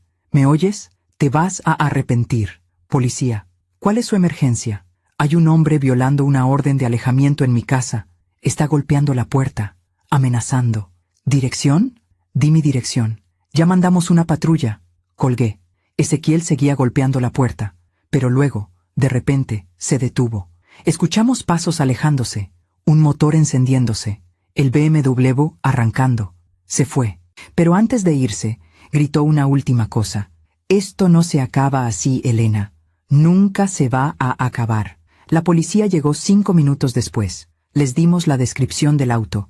Les mostramos el video de la cámara de seguridad que Ricardo había instalado la semana pasada. Ahí estaba Ezequiel, golpeando la puerta, gritando, amenazando, todo grabado. Vamos a arrestarlo otra vez, dijo el oficial. Esta es la segunda violación. Esta vez no va a salir bajo fianza. Ezequiel fue arrestado esa tarde, en el restaurante. Otra vez. Esta vez, cuando lo metieron en la patrulla, había fotógrafos, periodistas. La historia había salido en las noticias locales. Dueño de restaurante arrestado por segunda vez por violación de orden de alejamiento. El video se volvió viral. En las redes sociales la gente comentaba, algunos apoyando a Elena, otros defendiendo a Ezequiel. Es solo un hombre enamorado. Ella lo está arruinando por capricho. Típica mujer manipuladora. Elena leía los comentarios y lloraba. ¿Ves, mamá? La gente cree que soy yo la mala. No importa lo que la gente piense. Sí importa. Importa porque ahora todo el mundo sabe mi nombre, mi cara, mi historia. Elena, ¿y si tiene razón? ¿Y si lo estoy arruinando? No lo estás arruinando. Él se arruinó solo. Viernes 23 de marzo, 2 de la tarde. Ricardo nos llamó. Ezequiel está en la cárcel, sin fianza. Va a tener una audiencia el lunes 26 para determinar si queda detenido hasta el juicio. ¿Qué tan probable es que lo detengan? Muy probable. Ya violó la orden 2 veces. Es claramente un peligro. Bien, pero hay algo más. ¿Qué? Su familia se puso en contacto conmigo. ¿Qué familia? Él dijo que no hablaba con su madre. Aparentemente eso cambió. Su madre y 2 hermanos quieren hablar con Elena. ¿Para qué? Dicen que quieren disculparse. Que no sabían lo que Ezequiel estaba haciendo. No, Magali. No, Ricardo. Elena no está lista para eso. Entiendo. Solo quería que supieras. Colgué. Pero no le dije nada a Elena. No todavía. Ella ya tenía suficiente en su mente. Esa noche, Elena y yo nos sentamos en el patio. Hacía frío. El cielo estaba despejado. Las estrellas brillaban. Elena miraba hacia arriba. ¿Crees que papá nos está viendo? Sí, estoy segura. ¿Crees que está orgulloso de mí? Estoy segura de que sí. Aunque cometí el error de casarme con Ezequiel, eso no fue un error, fue una experiencia, y aprendiste de ella. Sí, aprendí que soy una idiota. No eres una idiota. Entonces, ¿qué soy? Eres una sobreviviente. Elena se quedó callada durante mucho tiempo.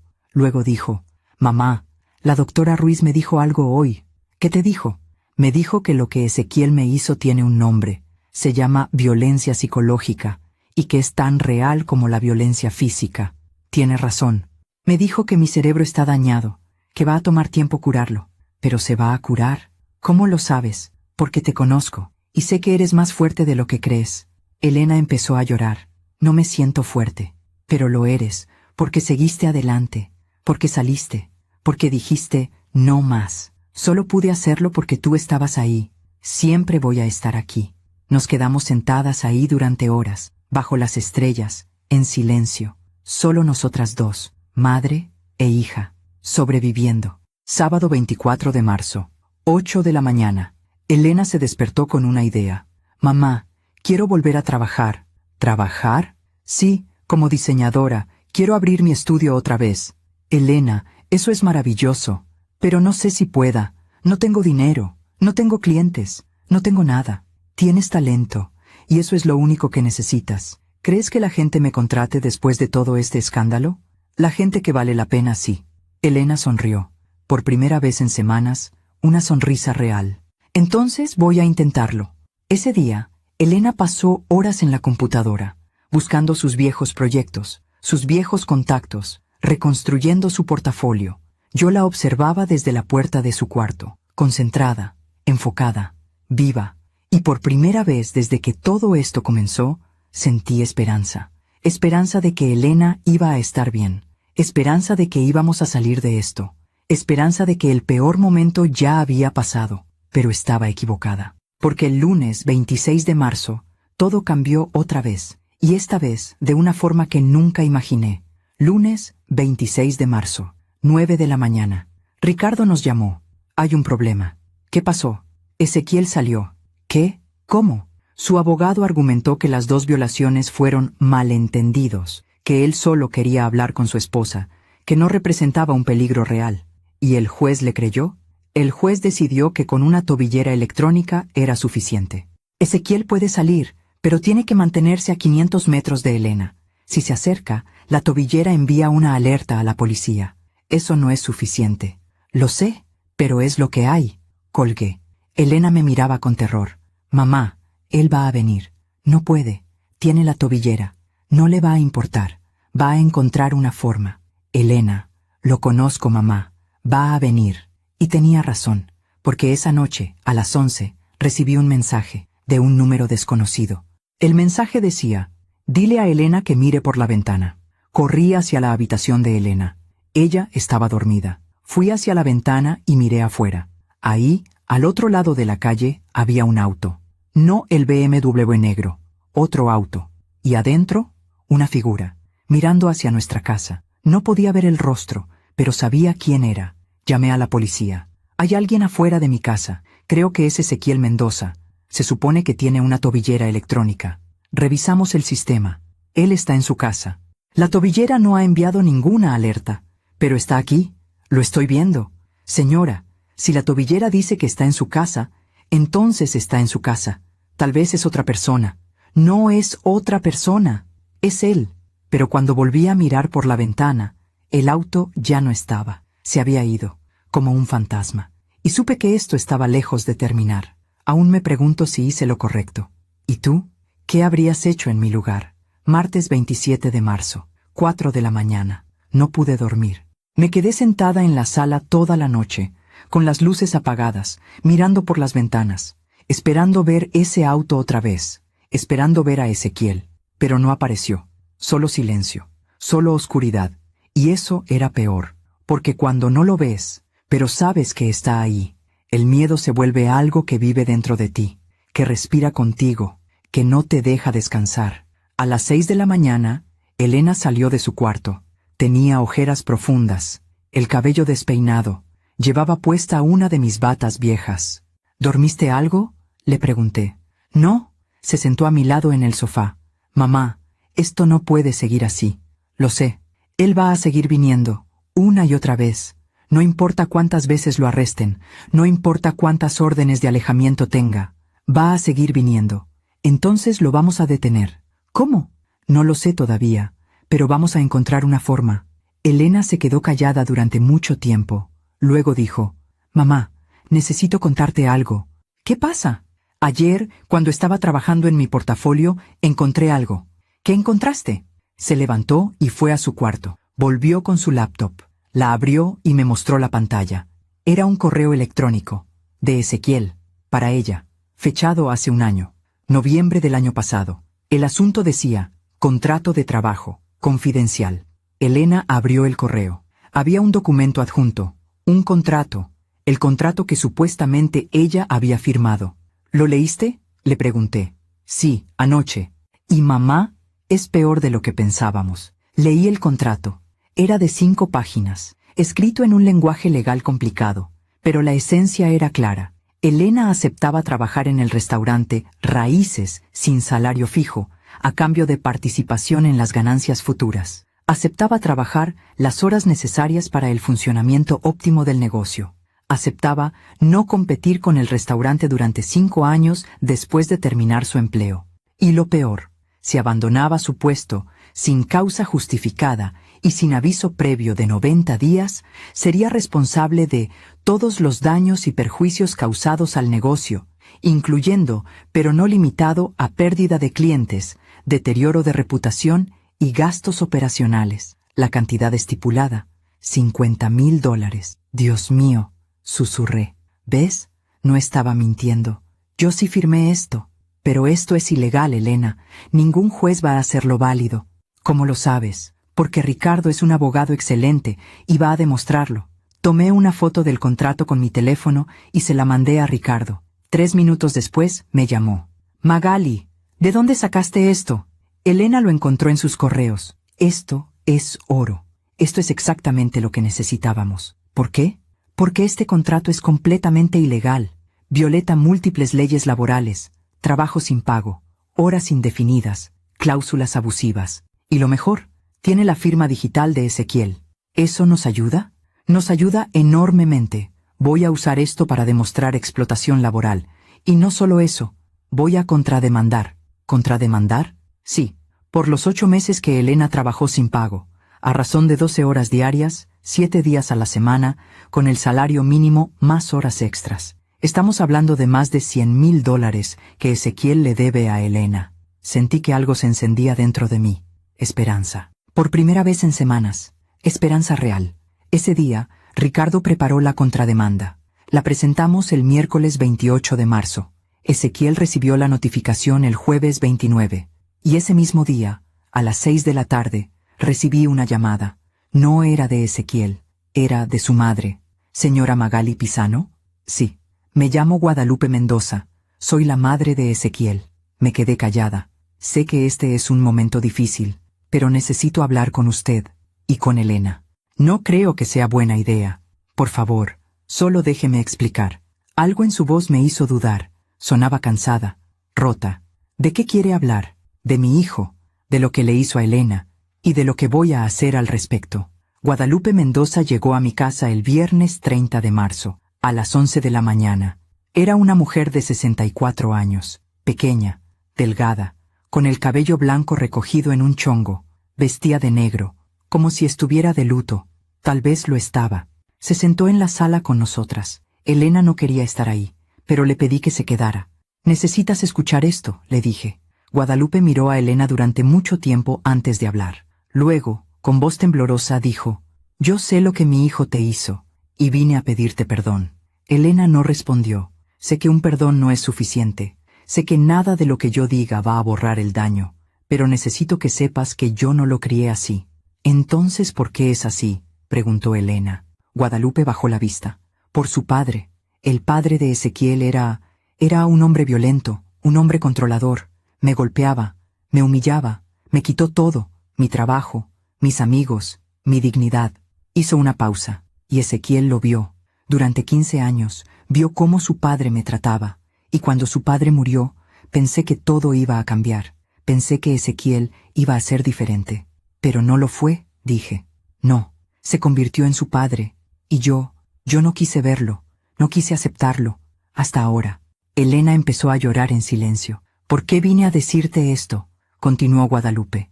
«Porque quiero que sepas que no estás sola, que yo pasé por lo mismo, y que sé lo difícil que es salir». «¿Usted salió?», preguntó Elena. «Sí, pero demasiado tarde, después de que mi esposo murió, y perdí 20 años de mi vida.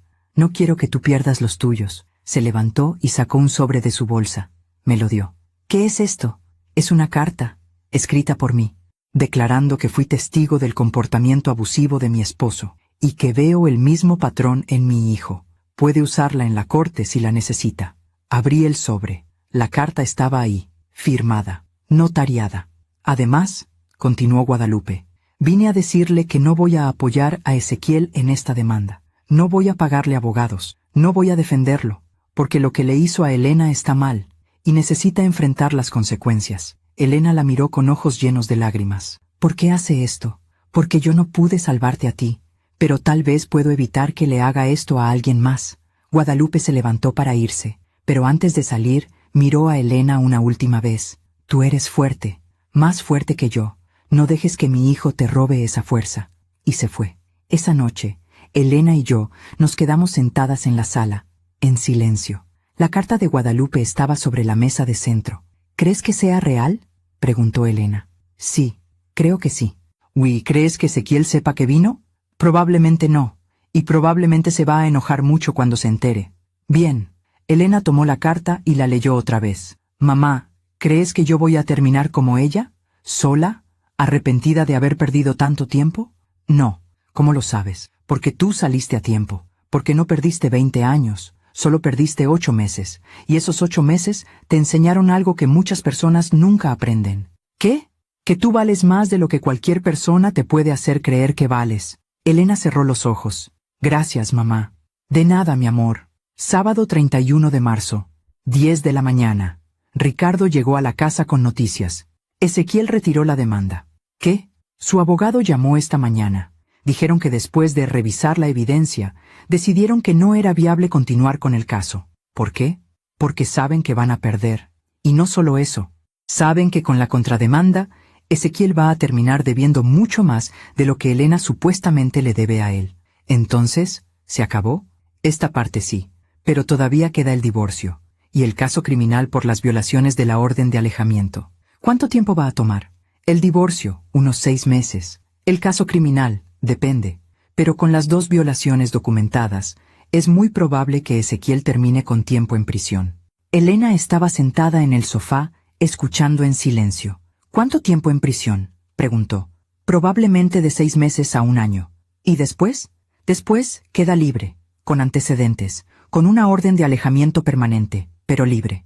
Elena se quedó callada. Yo sabía lo que estaba pensando, que Ezequiel iba a volver, que esto nunca iba a terminar. Pero entonces algo cambió. Algo en los ojos de Elena. Se puso de pie. Necesito hacer algo. ¿Qué? Preguntó Ricardo. Necesito hablar, públicamente, sobre lo que pasó. Elena. No, mamá. Necesito hacerlo, porque si yo no hablo, Ezequiel va a seguir controlando la narrativa. Va a seguir diciendo que soy yo la mala, que lo abandoné sin razón, que lo estoy arruinando. ¿Estás segura? Sí, estoy segura. Ricardo asintió. Hay una periodista que me contactó hace unos días. Se llama Andrea Soto. Trabaja para un periódico local. Quiere hacer una entrevista sobre violencia psicológica en relaciones. Quiero hablar con ella, dijo Elena. La entrevista se publicó el domingo 1 de abril. Primera página, con una fotografía de Elena, mirando directamente a la cámara. El titular decía: Yo sobreviví. La historia de una mujer que escapó del abuso psicológico. En la entrevista, Elena contó todo.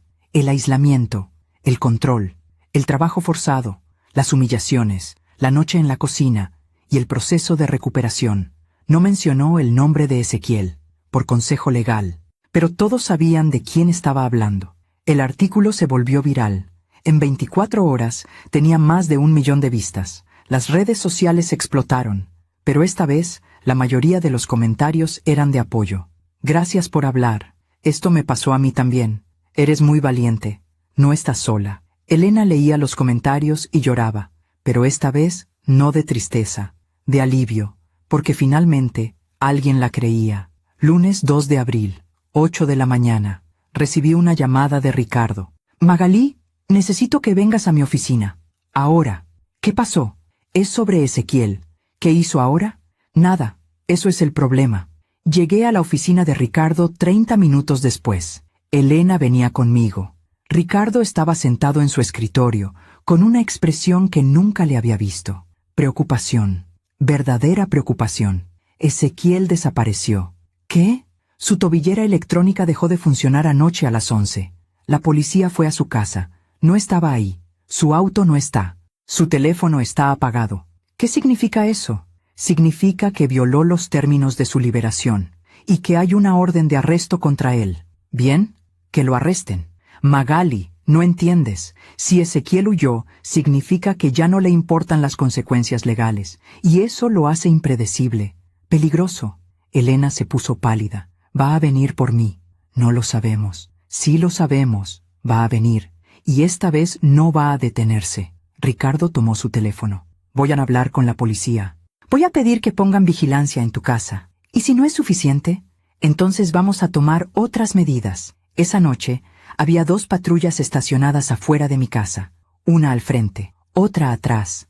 Elena y yo nos quedamos adentro, con todas las luces encendidas, con todas las puertas cerradas con llave, esperando. Pero Ezequiel no apareció. Ni esa noche, ni la siguiente, ni la siguiente. Era como si se hubiera evaporado. Y eso era lo más aterrador de todo, porque cuando un hombre como Ezequiel desaparece, solo puede significar una cosa: está planeando algo. Viernes 6 de abril, 11 de la noche. Elena y yo estábamos viendo una película en la sala cuando escuchamos un ruido afuera, un golpe, como si algo hubiera caído, o alguien. Miré por la ventana. Las patrullas seguían ahí, pero no vi nada raro. Probablemente fue un gato, le dije a Elena. Pero ella no me estaba escuchando. Estaba mirando su teléfono, con la cara completamente pálida. ¿Qué pasa? Me mostró la pantalla. Era un mensaje, de un número desconocido. El mensaje decía: ya no tengo nada que perder. Tú tampoco deberías. Y debajo del mensaje, una fotografía. Una fotografía de nuestra casa, tomada desde adentro, desde el patio. Desde hace 5 minutos, corrí hacia la puerta del patio. Estaba cerrada con llave, pero la ventana, la pequeña ventana del baño que nunca cerrábamos bien, estaba abierta. Ezequiel había estado adentro de la casa, y todavía estaba cerca. Aún me pregunto si hice lo correcto. ¿Y tú? ¿Qué habrías hecho en mi lugar? Viernes 6 de abril, 11:10 de la noche. Llamé a la policía inmediatamente. ¿Hay alguien dentro de mi casa? ¿O estuvo hace unos minutos? ¿Estás segura?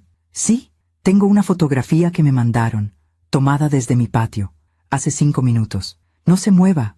Ya vamos. Colgué. Elena estaba temblando. La abracé. Va a estar bien. No va a estar bien, mamá. Él estuvo aquí, dentro de la casa. Los 2 oficiales que estaban afuera tocaron la puerta. ¿Señora Pisano? Abrí. Recibimos su llamada. ¿Dónde cree que entró?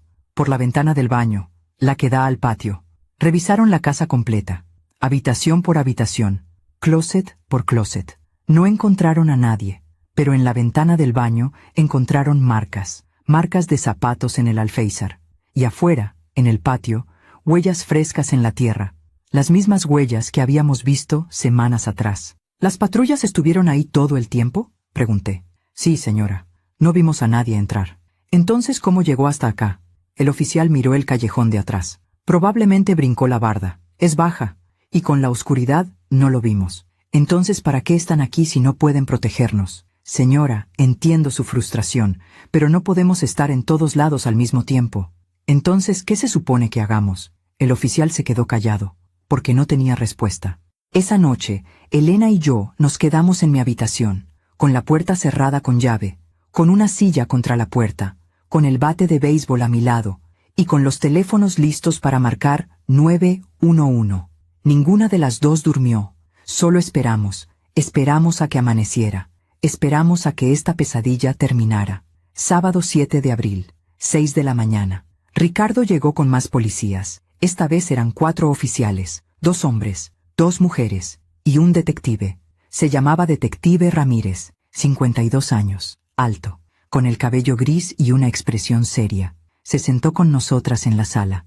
Señora Pisano, necesito que me cuente todo desde el principio. Y se lo conté, todo. Desde la noche que encontré a Elena en la cocina del restaurante, hasta el mensaje de anoche. El detective tomó notas en una libreta pequeña. Cuando terminé, se quedó callado durante unos segundos. Luego dijo: Ezequiel Mendoza es un hombre peligroso, y está escalando. ¿Qué significa eso? Significa que cada vez que pierde control, se vuelve más desesperado, y un hombre desesperado es capaz de cualquier cosa. Elena empezó a llorar. Entonces, ¿qué hacemos? Primero, vamos a aumentar la vigilancia. Vamos a tener patrullas las 24 horas, y vamos a instalar cámaras de seguridad en toda la casa. Y segundo, necesito que ustedes consideren irse de aquí por unos días, a un lugar donde Ezequiel no las pueda encontrar. ¿Cómo dónde? Un hotel, la casa de algún familiar, algún lugar. No tenemos a nadie, dije, solo nos tenemos a nosotras. El detective asintió. Entonces el hotel, y yo voy a coordinar con la policía local para que las protejan. Ese día, Elena y yo empacamos, una maleta cada una. Ropa, documentos, medicinas, lo esencial. Nos íbamos a ir a un hotel en La Condesa, lejos de Polanco, lejos del restaurante, lejos de Ezequiel. Pero antes de irnos, Elena me detuvo. Mamá, espera. ¿Qué pasa? No quiero irme así, no quiero que él gane. Elena, no es cuestión de ganar o perder, es cuestión de mantenerte a salvo. Lo sé, pero si nos vamos, él va a pensar que tiene poder sobre mí, que me puede controlar con miedo. Él no tiene poder sobre ti. Entonces demuéstralo. Quiero hacer algo antes de irnos. ¿Qué quieres hacer? Quiero ir al restaurante. ¿Estás loca? No, mamá. Escúchame. Quiero ir al restaurante, con la policía, y quiero recuperar algo. ¿Qué cosa? Hay una caja. En la oficina de Ezequiel. Tiene todas las fotografías de mi vida antes de él. Fotografías de papá, de ti, de mis amigas. Todo lo que yo era antes de que él apareciera. Elena, él me quitó mi identidad, mamá. Me quitó mis documentos. Pero no va a quedarse con mis recuerdos. Miré al detective Ramírez. ¿Es posible? Él dudó. Es arriesgado. Pero es posible. Sí, si vamos con suficientes oficiales. Y si entramos y salimos rápido. Elena asintió. Entonces vamos. Llegamos al restaurante a las 2 de la tarde. Había 6 patrullas afuera. 12 oficiales. El detective Ramírez, Ricardo y nosotras. El restaurante estaba cerrado. Abandonado. Las ventanas tenían polvo. Las cortinas estaban cerradas. Un letrero en la puerta decía, cerrado temporalmente, pero sabíamos que era permanente. Sin Elena, sin empleados, sin clientes, el restaurante había colapsado. Ezequiel lo había perdido todo, y eso lo hacía aún más peligroso. Los oficiales abrieron la puerta con una orden judicial. Entramos. El lugar estaba peor que la última vez. Platos rotos en el piso, mesas volteadas. Las paredes tenían agujeros, como si alguien las hubiera golpeado con los puños, o con la cabeza. Elena caminó despacio por el comedor, mirando todo. Esto era hermoso, susurró. Yo hice que esto fuera hermoso, y él lo destruyó. Él se destruyó a sí mismo, le dije. Caminamos hacia la oficina del fondo. La puerta estaba cerrada con llave. Uno de los oficiales la abrió de una patada. Adentro, el caos era peor. Papeles por todas partes, documentos rotos, la computadora estrellada contra la pared. Y en el piso, botellas vacías. Tequila, whisky, vodka.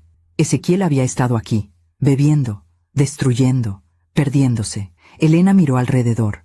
La caja está en el closet. Abrió el closet, y ahí estaba, una caja de cartón, con su nombre escrito con marcador negro. Elena la sacó. Pesaba poco. La abrió. Adentro había fotografías. Fotografías de ella de niña, con su padre, conmigo. Fotografías de su graduación, de su primer estudio, de sus amigas, de su vida. Elena tomó una fotografía. Era de ella a los 25 años, sonriendo, llena de vida. Aquí estoy, dijo. Esta soy yo. Y por primera vez en meses, la vi. Vi a mi hija. No a la mujer rota que Ezequiel había creado, sino a la mujer fuerte que siempre fue. Salimos del restaurante, con la caja, con los recuerdos. Y cuando subimos al auto, Elena miró hacia atrás una última vez. Adiós, susurró. No estaba hablándole al restaurante. Le estaba hablando a esa parte de su vida, a esa versión de sí misma que dejó atrás. Nos fuimos al hotel, un hotel pequeño en la Condesa, discreto, seguro, 2 habitaciones, lado a lado. Esa noche, Elena y yo cenamos en el restaurante del hotel. Pozole. Otra vez, Elena comió despacio, saboreando cada bocado, como si estuviera aprendiendo a comer otra vez, a disfrutar, a vivir. Mamá, ¿crees que algún día voy a poder estar en una relación normal? Sí, lo creo. ¿Cómo lo sabes? Porque vas a sanar, y cuando sanes, vas a aprender a reconocer el amor real. Y si no sano, vas a sanar, te lo prometo. Comimos en silencio durante unos minutos. Luego Elena dijo, Mamá, gracias. ¿Por qué? Por no rendirte conmigo, por no dejarme ahí, por salvarme. No te salvé yo, te salvaste tú misma. No, tú empezaste. Tú fuiste la que me sacó de esa cocina, la que llamó al abogado, la que peleó por mí cuando yo no podía pelear por mí misma. Le tomé la mano. Siempre voy a pelear por ti. Domingo 8 de abril, 9 de la mañana. El detective Ramírez nos llamó. Encontramos a Ezequiel. ¿Dónde? En un motel en Cuernavaca. Estaba borracho. Intentó huir, pero lo detuvieron. ¿Está arrestado? Sí. Y esta vez no va a salir. Violó los términos de su liberación. Violó la orden de alejamiento múltiples veces. Tiene cargos por acoso, allanamiento, amenazas. ¿Cuánto tiempo va a estar preso? El juez va a decidir, pero con todo lo que tiene en su contra, probablemente de 1 a 3 años. Sentí que un peso enorme se levantaba de mis hombros. Y después, va a tener libertad condicional, con orden de alejamiento permanente. Si se acerca a Elena otra vez, vuelve a prisión automáticamente. Gracias, detective. No me agradezca a mí. Agradézcanle a Elena, por hablar, por denunciar, por no quedarse callada. Le conté a Elena.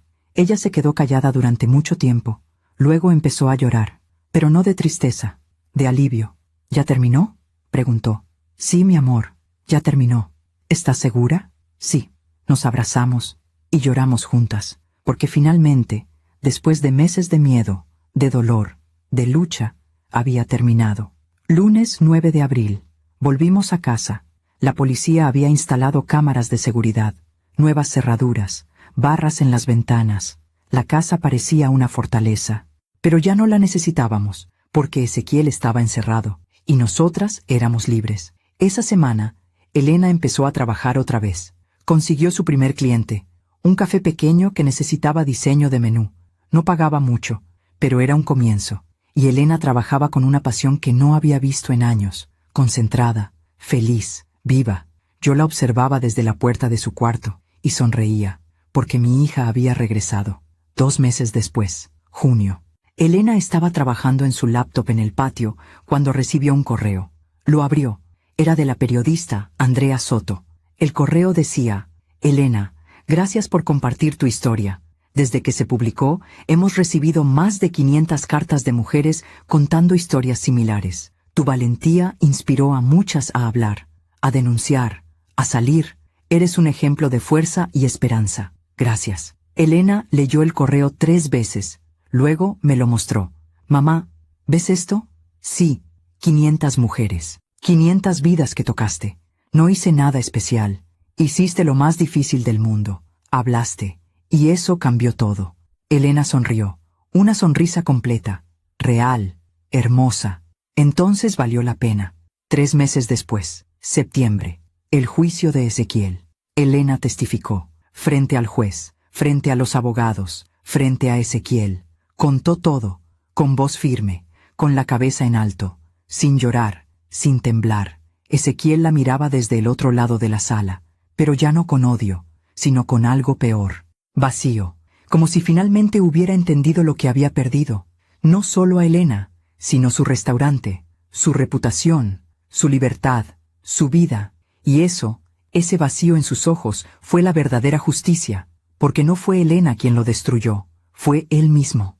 El juez dictó sentencia: 2 años de prisión, 3 años de libertad condicional, orden de alejamiento permanente, y una obligación de pagar $120,000 a Elena por salarios no pagados. Ezequiel no dijo nada, solo bajó la cabeza, como si finalmente hubiera aceptado la derrota. Afuera del juzgado, Elena respiró profundo. ¿Cómo te sientes?, le pregunté. Aliviada, triste, enojada, feliz, todo al mismo tiempo. Es normal. Mamá, ¿crees que él va a cambiar? No lo sé. Tal vez no. Pero eso ya no es tu problema. Tienes razón. Caminamos hacia el auto, y antes de subir, Elena miró hacia atrás, hacia el juzgado, hacia esa parte de su vida que finalmente estaba cerrando. Adiós, Ezequiel, susurró. Y esta vez fue de verdad. 1 año después, abril del año siguiente, Elena tenía su propio estudio otra vez, con 5 clientes, con un equipo pequeño, con su nombre en la puerta. Elena Pisano, diseño gráfico. No Elena de Mendoza, no Elena Montiel, solo Elena, ella misma. Y Ezequiel. Ezequiel cumplió su condena en una prisión federal. Salió 2 años después, pero ya no era el mismo hombre. El restaurante había cerrado definitivamente, vendido por pérdidas. Su reputación estaba arruinada. No conseguía trabajo, no tenía amigos. Su propia madre había cortado contacto con él. Vivía solo, en un departamento pequeño, con lo mínimo, y cada día, cuando se miraba al espejo, veía lo que había perdido. No por culpa de Elena, no por culpa de Magali, sino por sus propias decisiones, por su propia crueldad. La vida le había cobrado su deuda, naturalmente, como siempre lo hace. Aún me pregunto si hice lo correcto. ¿Y tú? ¿Qué habrías hecho en mi lugar? 3 años después, abril. Magali Pisano, 61 años. Elena Pisano, 36 años. Estoy sentada en el patio de mi casa, regando los geranios. Son las 6 de la tarde. El sol está bajando. El cielo se pinta de naranja y rosa. Elena llega en su auto, un auto que compró con su propio dinero, con su propio trabajo. Trae una bolsa de pan dulce y 2 cafés. Se sienta a mi lado. Hola, mamá. Hola, mi amor. Bebemos café en silencio, como lo hemos hecho cada domingo durante los últimos 3 años. ¿Cómo estuvo tu semana?, le pregunto. Bien, cerré un contrato grande, una cadena de restaurantes. Sonrío. Restaurantes, qué irónico. Lo sé, pero ya no me afecta, ya no tengo miedo. Me alegra escucharlo. Elena se ve diferente ahora. Tiene el cabello más largo, brillante, saludable. Subió de peso, se ve fuerte, radiante. Sus ojos tienen luz otra vez, y cuando sonríe es una sonrisa real, no forzada, no rota, real. Mamá, ¿sabes qué día es hoy? Sí, 3 años desde el juicio. 3 años desde que mi vida cambió. Cambió hace mucho más que 3 años, mi amor. Tienes razón. Cambió la noche que fuiste a ese restaurante. La noche que me encontraste en esa cocina. Toma mi mano.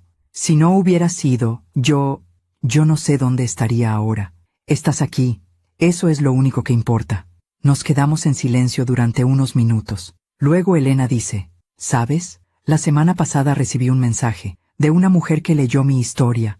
¿Sí? Me contó que lleva 5 años en una relación abusiva, que su esposo la controla, la aísla, la humilla, igual que Ezequiel. ¿Y qué le dijiste? Le dije que no está sola, que hay salida, que yo soy la prueba, y le di el número de la doctora Ruiz. Hiciste bien. Mamá, Desde que mi historia se publicó, he recibido cientos de mensajes así, cientos de mujeres pidiendo ayuda, porque les diste esperanza, y ahora quiero hacer más. ¿Qué quieres hacer? Elena sonríe. Quiero abrir un centro, un lugar donde mujeres que están pasando por lo mismo puedan recibir ayuda, asesoría legal, terapia, apoyo. Elena, eso es hermoso, y quiero que tú seas parte de ello. ¿Yo? Sí, porque sin ti yo no estaría aquí. Y hay muchas mujeres que necesitan una Magali en sus vidas. Siento que se me llenan los ojos de lágrimas. Sería un honor. Elena mira hacia el cielo. ¿Crees que papá estaría orgulloso? Estoy segura. A veces lo siento, como si estuviera aquí, cuidándonos. Siempre nos cuidó, y siempre lo hará. Me levanto y camino hacia las plantas. Hay una nueva, una que Elena me regaló hace un mes. Una orquídea, delicada, hermosa, fuerte. ¿Sabes por qué te regalé esa orquídea? Pregunta Elena. No, porque las orquídeas son las flores más resistentes que existen. Pueden sobrevivir en cualquier condición. Pueden florecer incluso después de parecer muertas, como tú, como nosotras. Esa noche, antes de que Elena se vaya, me abraza. Un abrazo largo, fuerte. Gracias, mamá, por todo. No tienes que agradecerme. Sí tengo, porque me diste algo que Ezequiel nunca pudo quitarme. ¿Qué? La certeza de que soy amada, incondicionalmente, sin importar nada. La abrazo más fuerte. Siempre lo fuiste, y siempre lo serás. Elena se va. Yo me quedo en el patio, mirando las estrellas, pensando en todo lo que pasamos, en lo difícil que fue, en lo aterrador que fue, pero también en lo hermoso que es ahora, porque Elena está viva. Está sanando, está ayudando a otros, y eso es todo lo que importa. Y Ezequiel cumplió su sentencia. Salió de prisión hace un año, vive solo, trabaja en un almacén, gana lo mínimo. Su vida no es lo que era, nunca volverá a serlo. Y aunque una parte de mí siente lástima, sé que esto es lo justo, porque la vida siempre cobra sus deudas, no con venganza, sino con consecuencias naturales, con justicia kármica. A veces me pregunto si aprendió algo, si cambió, si se arrepiente. No lo sé, y ya no importa, porque esa historia ya no es nuestra, es suya, y él tiene que vivir con ella, todos los días, por el resto de su vida. Esta es mi historia, la historia de una madre que no se rindió, de una hija que sobrevivió, de una justicia que llegó naturalmente, sin gritos, sin venganza, solo con verdad, y con tiempo. Si estás escuchando esto, y te sientes identificada, si estás en una relación donde te sientes pequeña, controlada, perdida, quiero que sepas algo, no estás sola, hay salida. Y mereces ser amada sin miedo, sin control, sin condiciones, porque el amor real te hace crecer, no te quita pedazos, te da alas. Y si mi historia ayuda a una sola mujer a abrir los ojos, a pedir ayuda, a salir, entonces todo lo que pasamos habrá valido la pena. Gracias por escucharme hasta el final. Si esta historia tocó tu corazón, suscríbete y activa la campanita para escuchar más historias de mujeres que transformaron su dolor en sabiduría. Cada día, una mujer, una lección de vida. Comparte esta historia con alguien que amas. A veces, una historia así puede cambiar todo un día. Que Dios te bendiga y hasta la próxima.